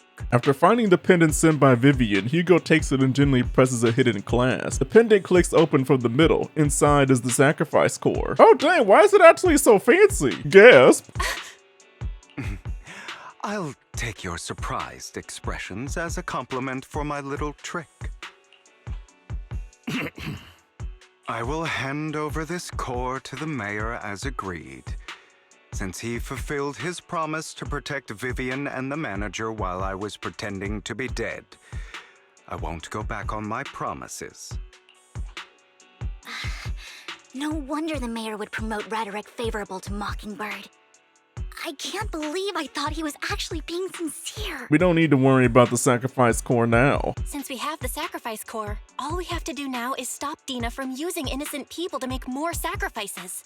Yes, and we need to destroy the last batch of Landon's serum. Bro, is Yixuan gonna come back and help us? He just kinda disappeared on me. Hopefully with no options left, Dina will give up her obsession. All right, that's the important stuff. I'm going to go and confirm where Landon's serum's been stashed.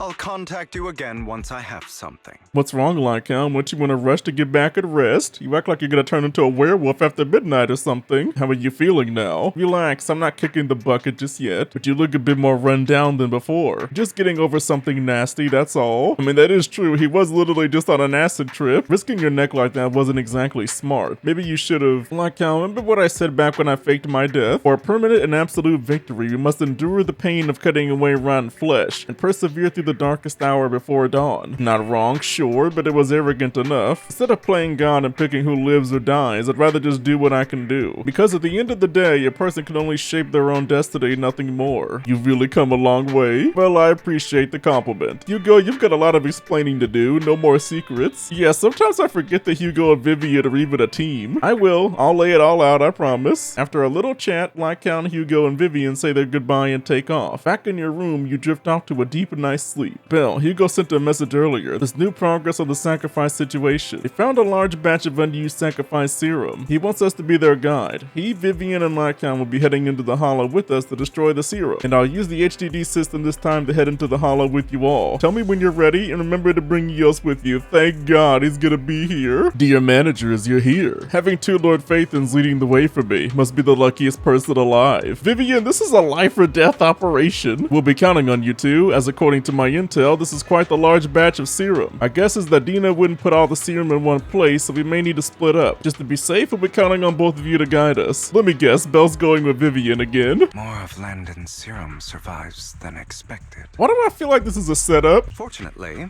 since they're still here, it means Dina hasn't executed the final step of her plan.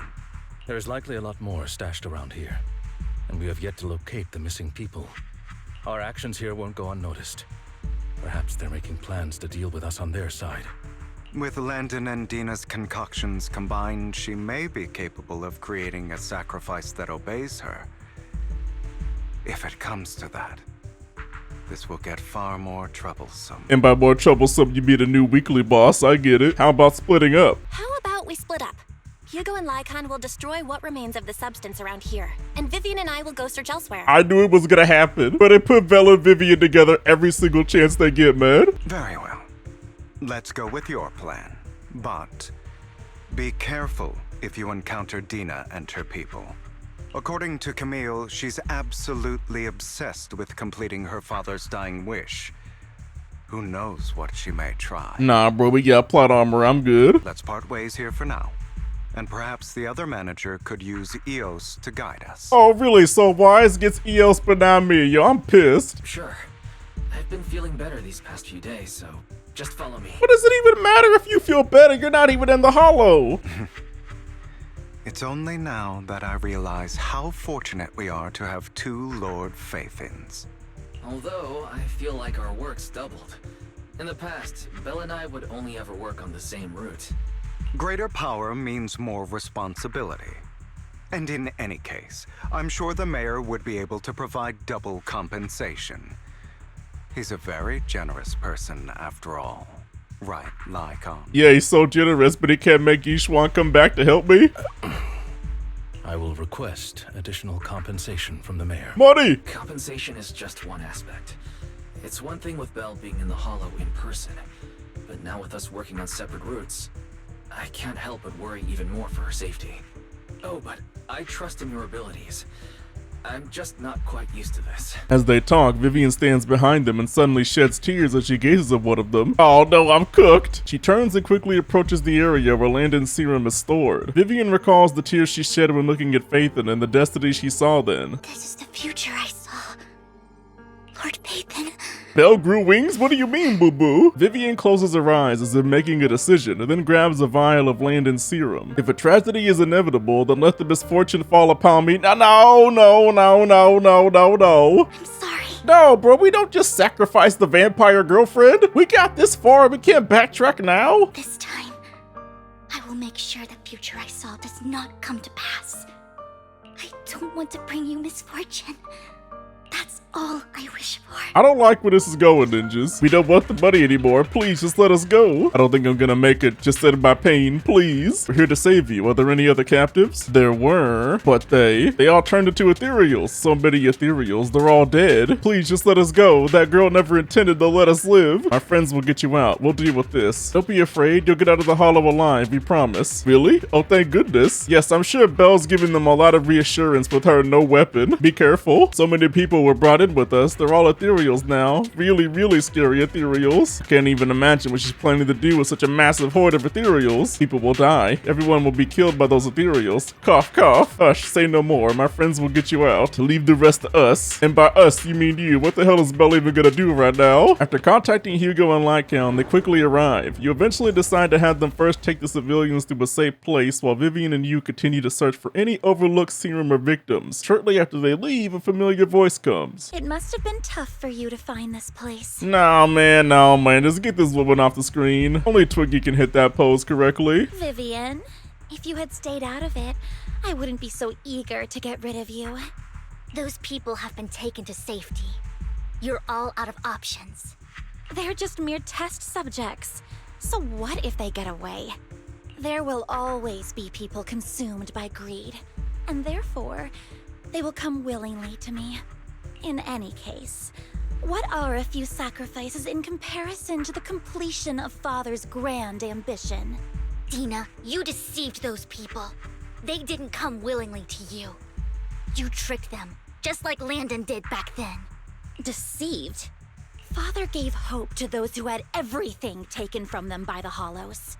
Vivian, you once rejoiced at the hope Father offered you, too.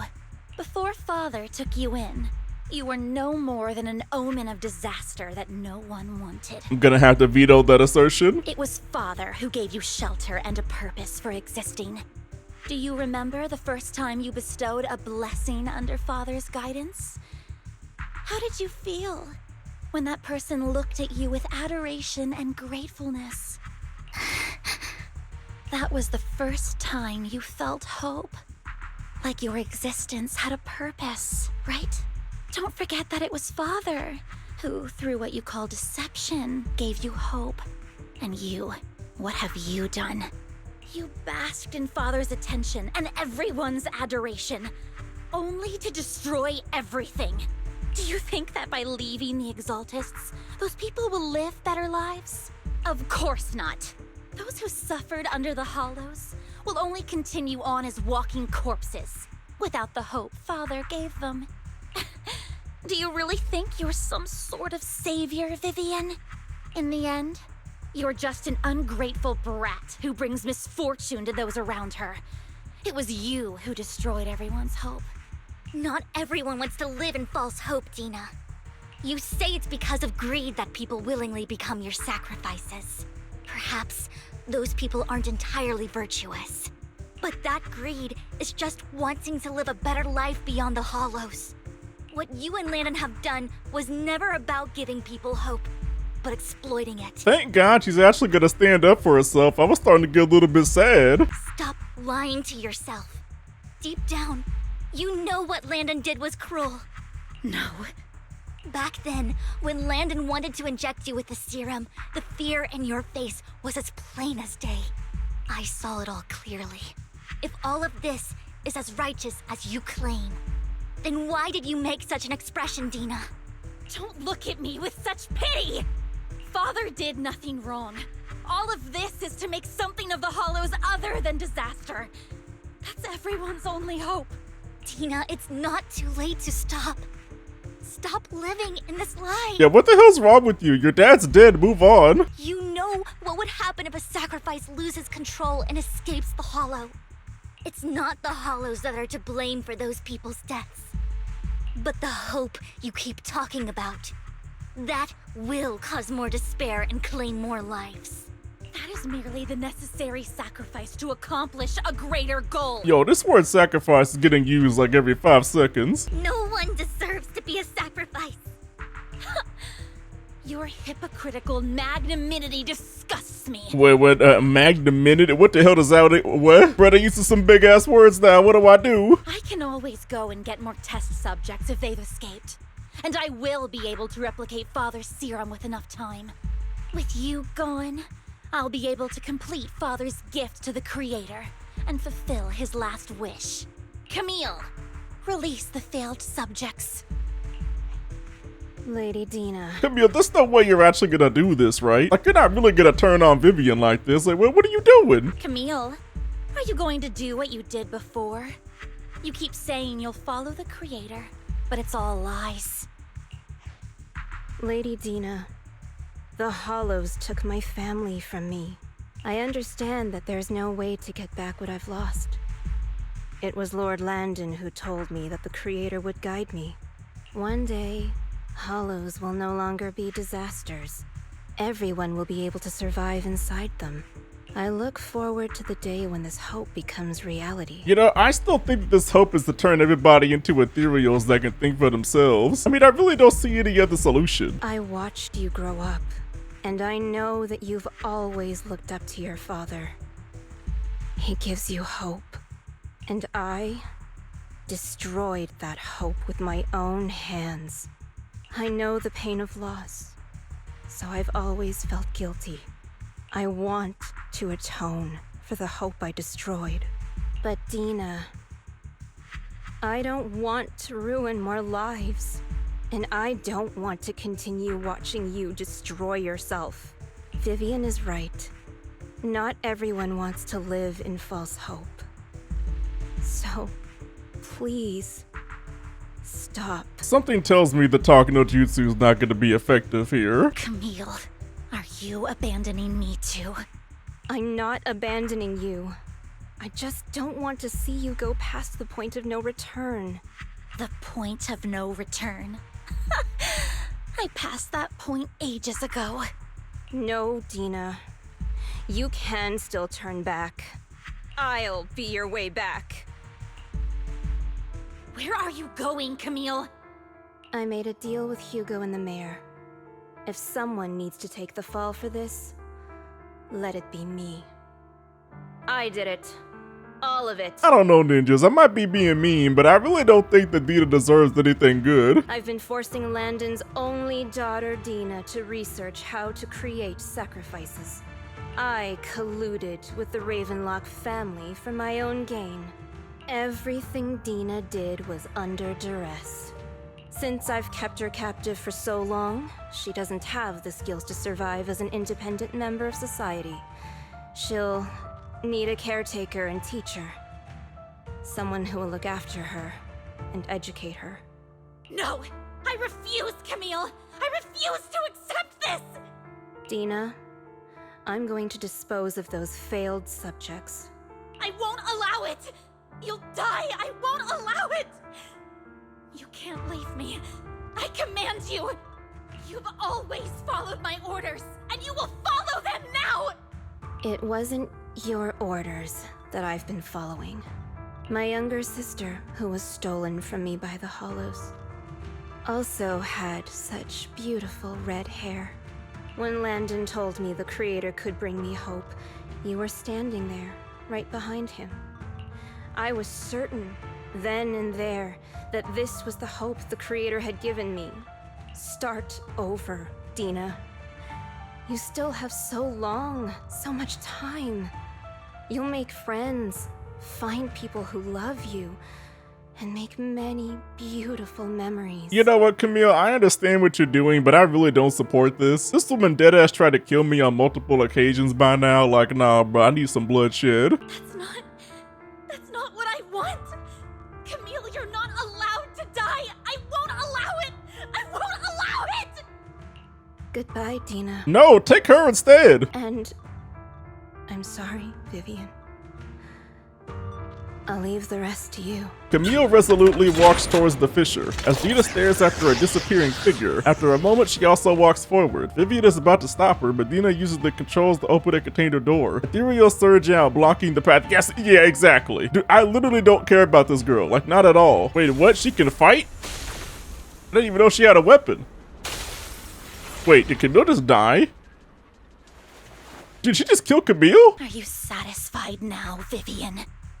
You were the one who brought yourself to this point. You're saying this is all my fault. Losing my father, losing Camille. I wish you had never come into my life. At first, when Father brought you home, I was happy. There are so many Exaltists, yet Father never allowed me to get too close with any of them. I never had any friends either. But when Father brought you back, he told me to take good care of you, that you were my first friend. I was also so happy the first time you took my place in helping Father select a person to receive the blessing, because it meant you were different from all those other people. You could stay with me. But soon, I grew jealous. You took the attention that should have belonged to me. You even took Father's love from me. Ninjas, I'm not even gonna lie to you. I have literally no sympathy at all for this woman. It's only because of my ability that Landon...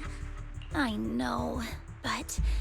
Vivian, jealousy is something you cannot control. What the hell do you mean? You can control how you respond to it, though. You're just being evil for no reason. Of course. The same goes for fear and hatred. I was terrified that one day you would look at me and shed tears.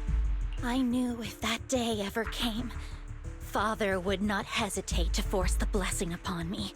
And when that day did come, I hated you for causing my father's death. Good, he was a terrible person. Dina, you knew everything about what happened back then, so why are you still defending Landon?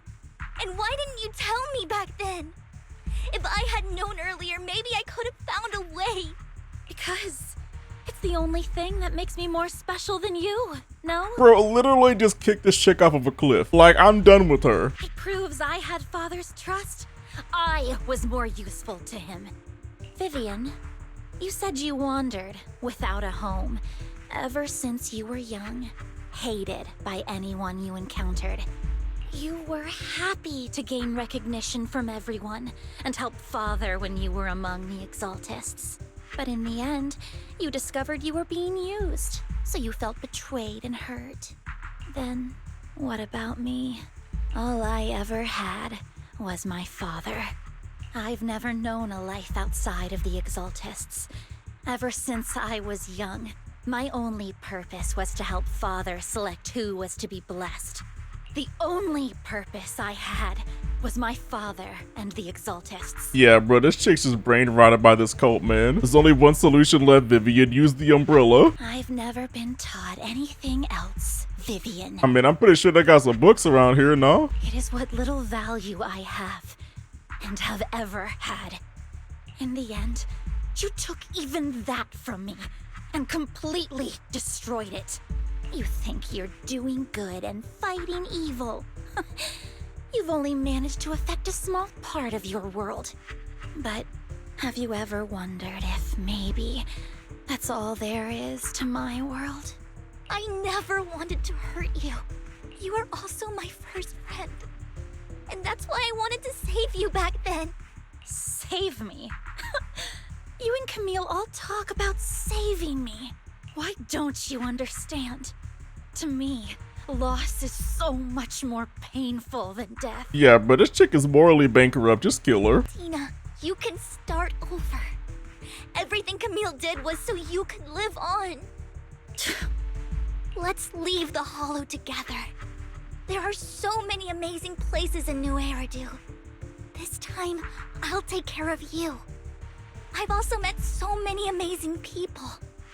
I'm sure they'll love you too. Nope, not a chance in hell. Get rid of her. Okay, Dina? Vivian, I can't forgive you. And I don't want to forgive you. See, we're all in agreement here. I have nothing left.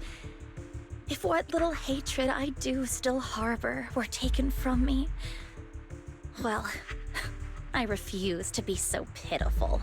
I won't apologize, Vivian. Dina closes her eyes and injects a vial of the serum into her own arm. Soon, ether crystals appear on her body, a sign of corruption. Oh, is she actually gonna be a boss? I don't want to hate myself.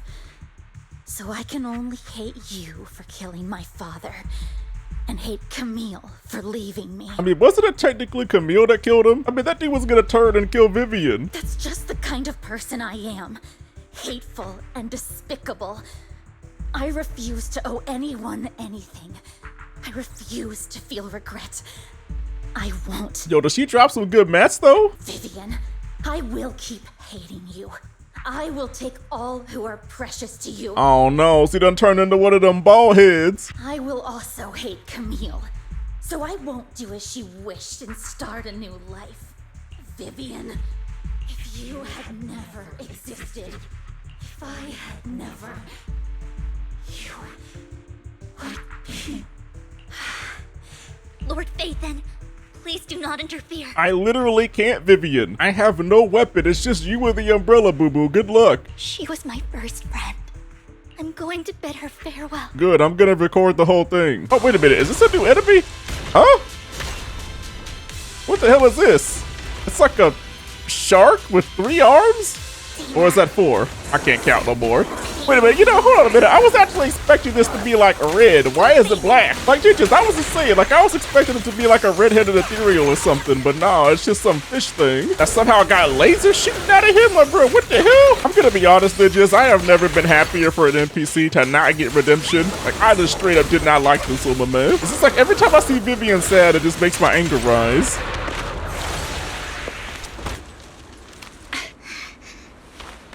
Is she crying? Wait. Behind you! Huh? Yo, an umbrella can stop a mega beam? What's happening? Huh? What happened? I've been looking at Belle's legs. What the? Huh? He got impaled? Yeah, what we doing? Vivian! Belle, don't come near me. What's going on here? Oh no, she took the juice? No, not the demon juice. I will change the fate I saw. Vivian! I just want you to remember me when I looked my best. No! Vivian! But there's no way. We're not doing this. Vivian, your body. I'm sorry you had to see me like this, but I don't want to be the one that only brings misfortune anymore. If she dies, I'm uninstalling. No. It's so warm, and the night is beautiful. Now, bro, I will quit this game if Vivian dies. No, I'm not doing it. Vivian?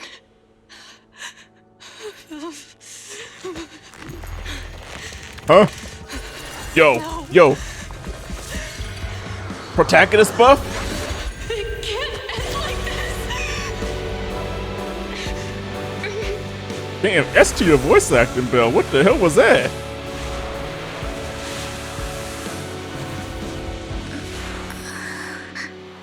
Yo, we resurrected Vivian? Dude, what the heck is going on with Belle's eyes? It feels as if you had a long dream when you saw your teacher again with their familiar smile, but soon the environment and your teacher both dissolve in the water, like behind a misty curtain, blurring, then vanishing. Belle, you're scaring me. Yo, me too. What happened? Belle, I'm so glad you're awake. Yo, are they even humans? I don't think that a normal person's pupils can revive the dead. Ugh. What happened? I remember Vivian and I... Wait, where's Vivian? She injected herself with Landon's serum. Hugo and Lycon brought you out of the hollow. You were in a coma and...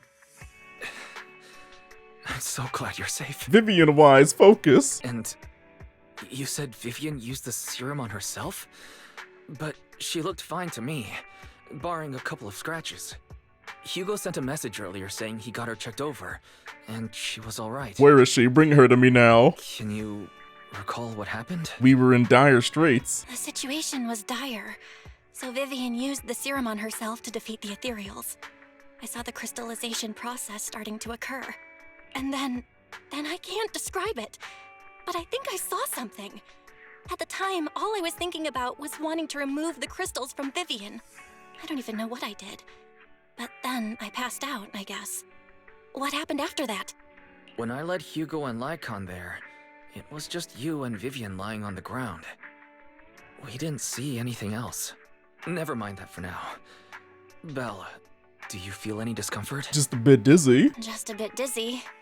For tonight, just get some rest. Hugo and Vivian said they'll come over tomorrow, so we'll discuss everything then. Okay. Okay.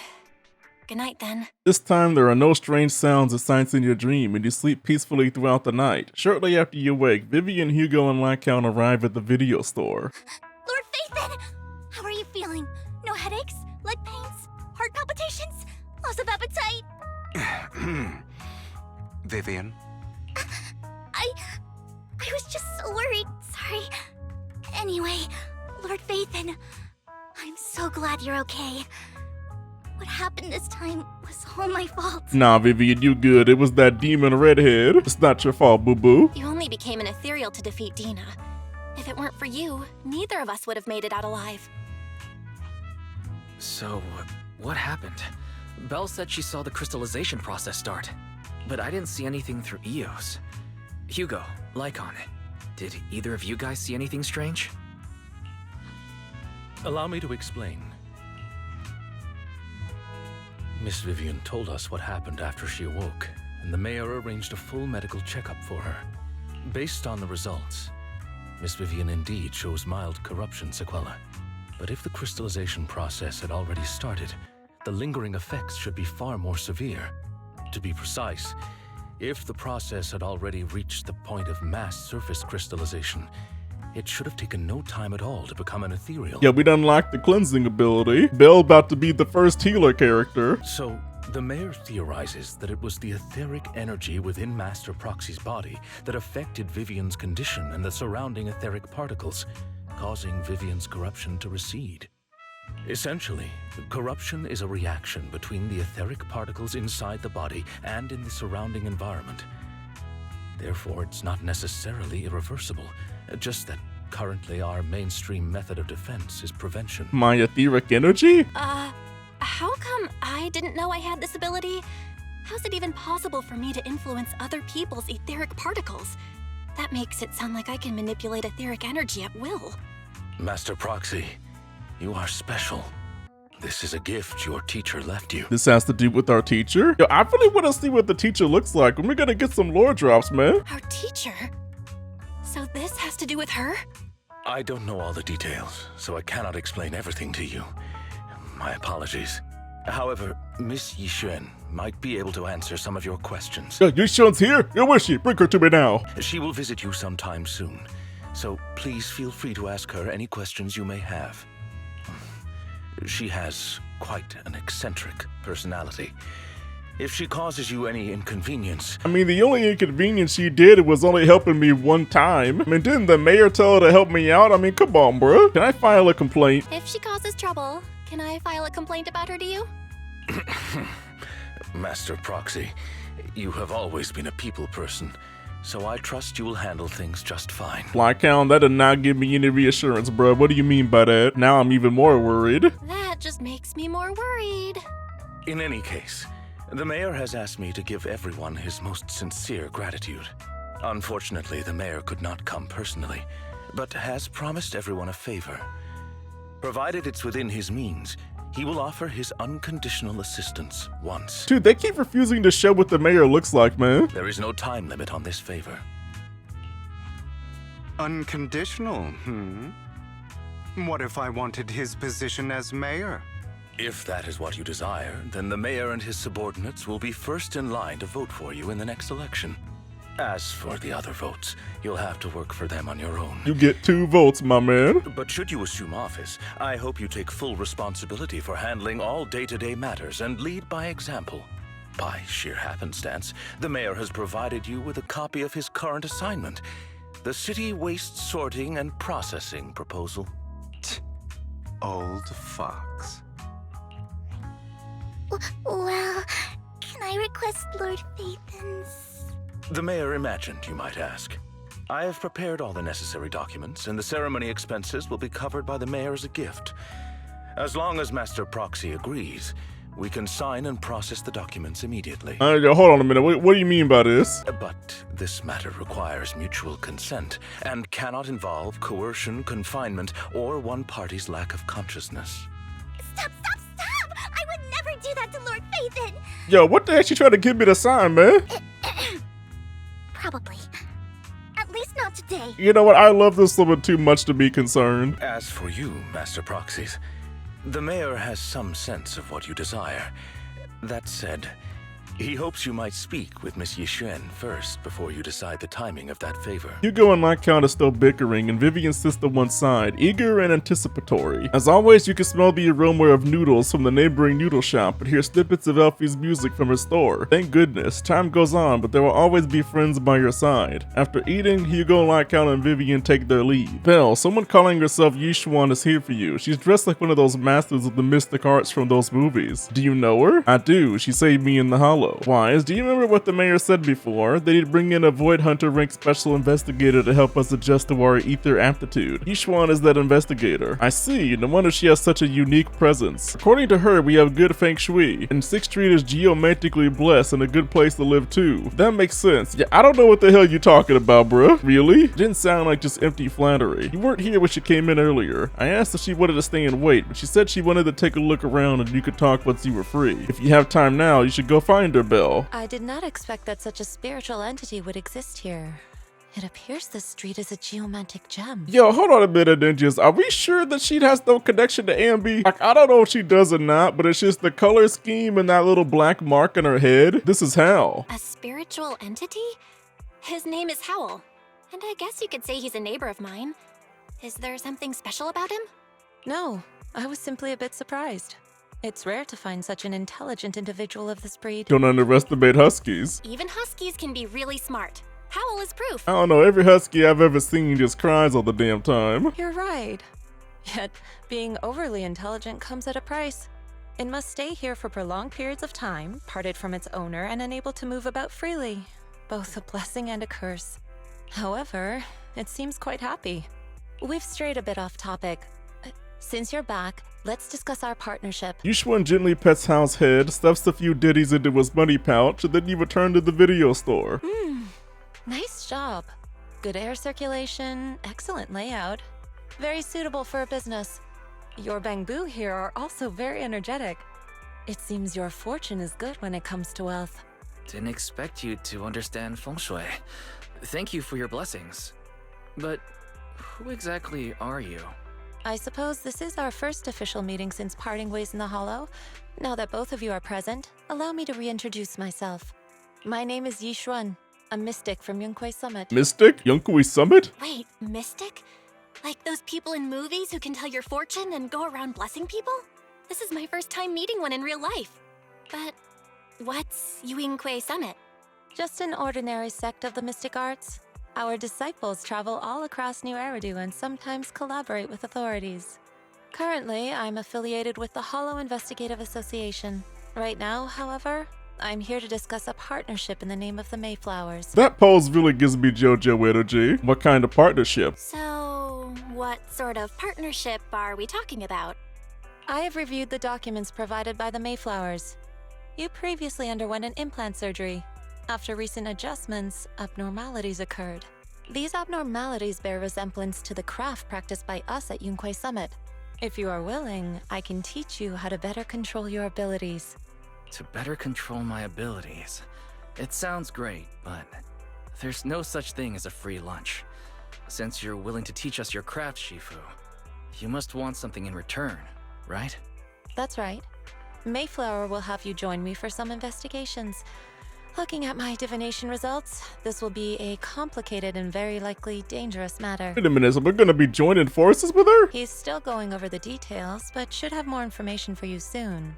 You can wait until then to decide. No, we doing it now. What do you mean? Let's leave it at that. The weather is nice today. Perfect for going out. Yo, hold on a minute. There is something going on with that bird. Bro, just look at all that dark energy just oozing out of it. Like, what is happening? I just happen to need to head to a nearby store to collect something. If you're free, how about coming with me? We have a long path ahead of us, so it would be good to take the opportunity to learn more about each other's ways and methods. Sure. Sounds good. Then let's go to Yixuan Shifu. Where's the store? It's at Lumina Square. It's called Buyan. I know that store. Oh, I know that store, but hasn't it been closed for ages now? Is that okay, Shifu? It matters not. Whatever the situation, let's head over first. It's been ages since I last came to the Janus Quarter. I'd like to take a look around. Just tell me when you're heading to Lumina Square. We can meet up there. Yixuan nods a goodbye to you and leaves 6th Street. So does she just like fly or something? Please help me check my fortune. But this Luma's aura just changed the BGM for the whole area. Here's my pop.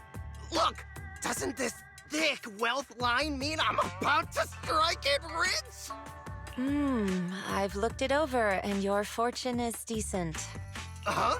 You barely looked at it, and you're already done? I mean, no offense to you, bruh, but there really ain't much to look at. You have good fortune. What? You don't believe me? I do.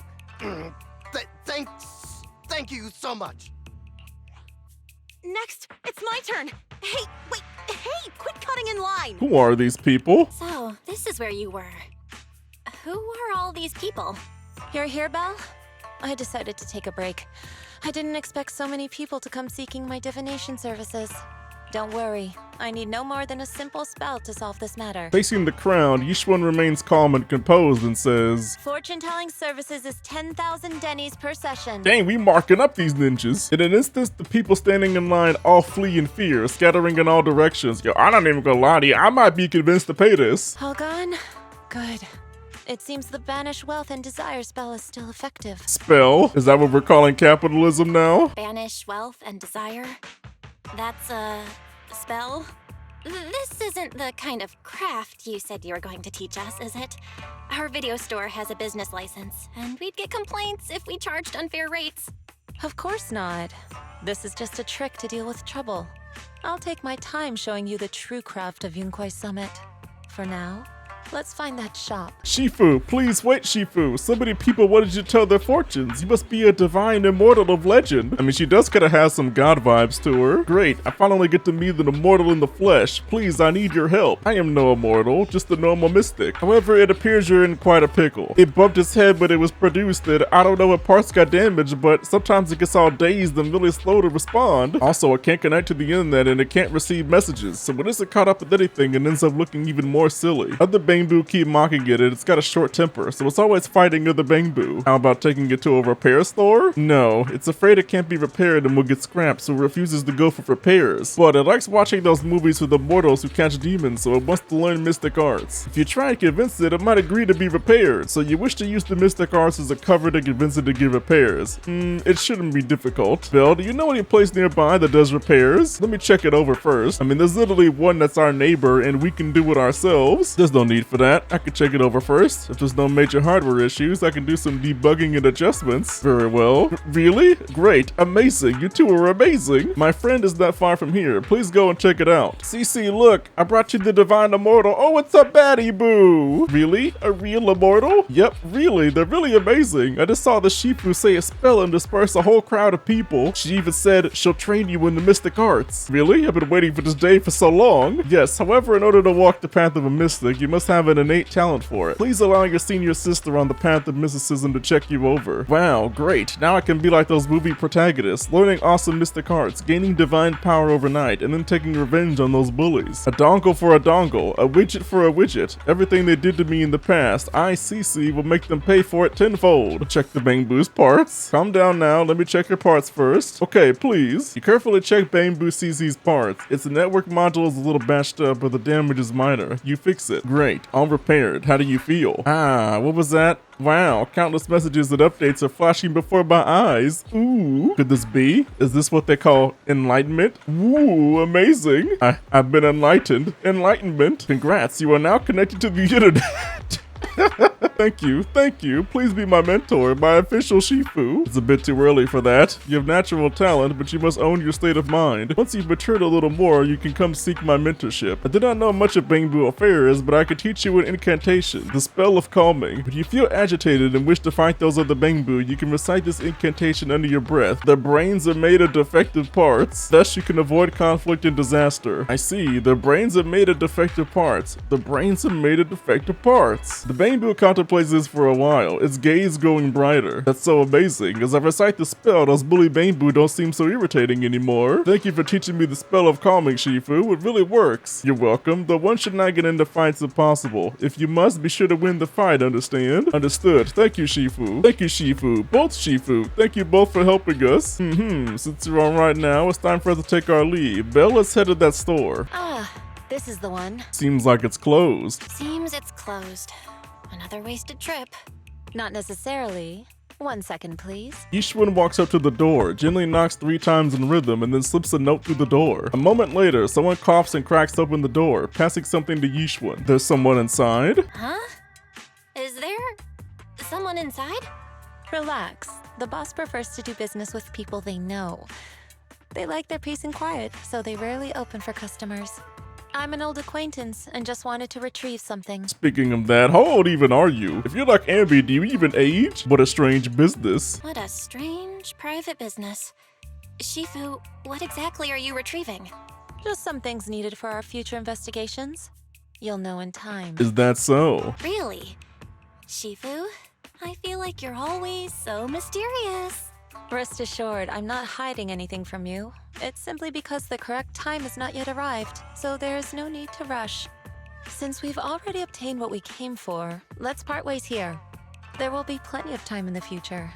We will certainly meet again. Wait a minute, well, you're gonna leave already? But it feels like you just got here, don't go! Belle, you're back. Did everything go well? It went well. It went well, it's just that Yixuan Shifu deals with things in a rather unique way. Maybe that's just how a mystic does things. I see. Belle, do you think that Yixuan Shifu claimed is real? Learning mystic arts and whatnot, it sounded like it came straight out of a movie. Are we gonna be like those movie protagonists who use talismans to defeat ethereals and magic erase to suppress hollows? So when Belle becomes a character, she's gonna use talismans? Movies are made up. It definitely won't be as exaggerated as a movie, but I don't think Yixuan Shifu was lying. She really did display mystical powers back in the Hollow. I see. Well, I trust your judgment. Plus, the mayor must have his reasons for choosing her to teach us. Yixuan Shifu said the mayor would have us help her on some investigation. I wonder what it is. Either way, we'll find out soon. There's no rush. Wait a minute, it's over? No, bring it back to me. And alright, my ninjas, that's gonna be it for this video. I hope you enjoyed this as much as I enjoyed to making it for your ass, man.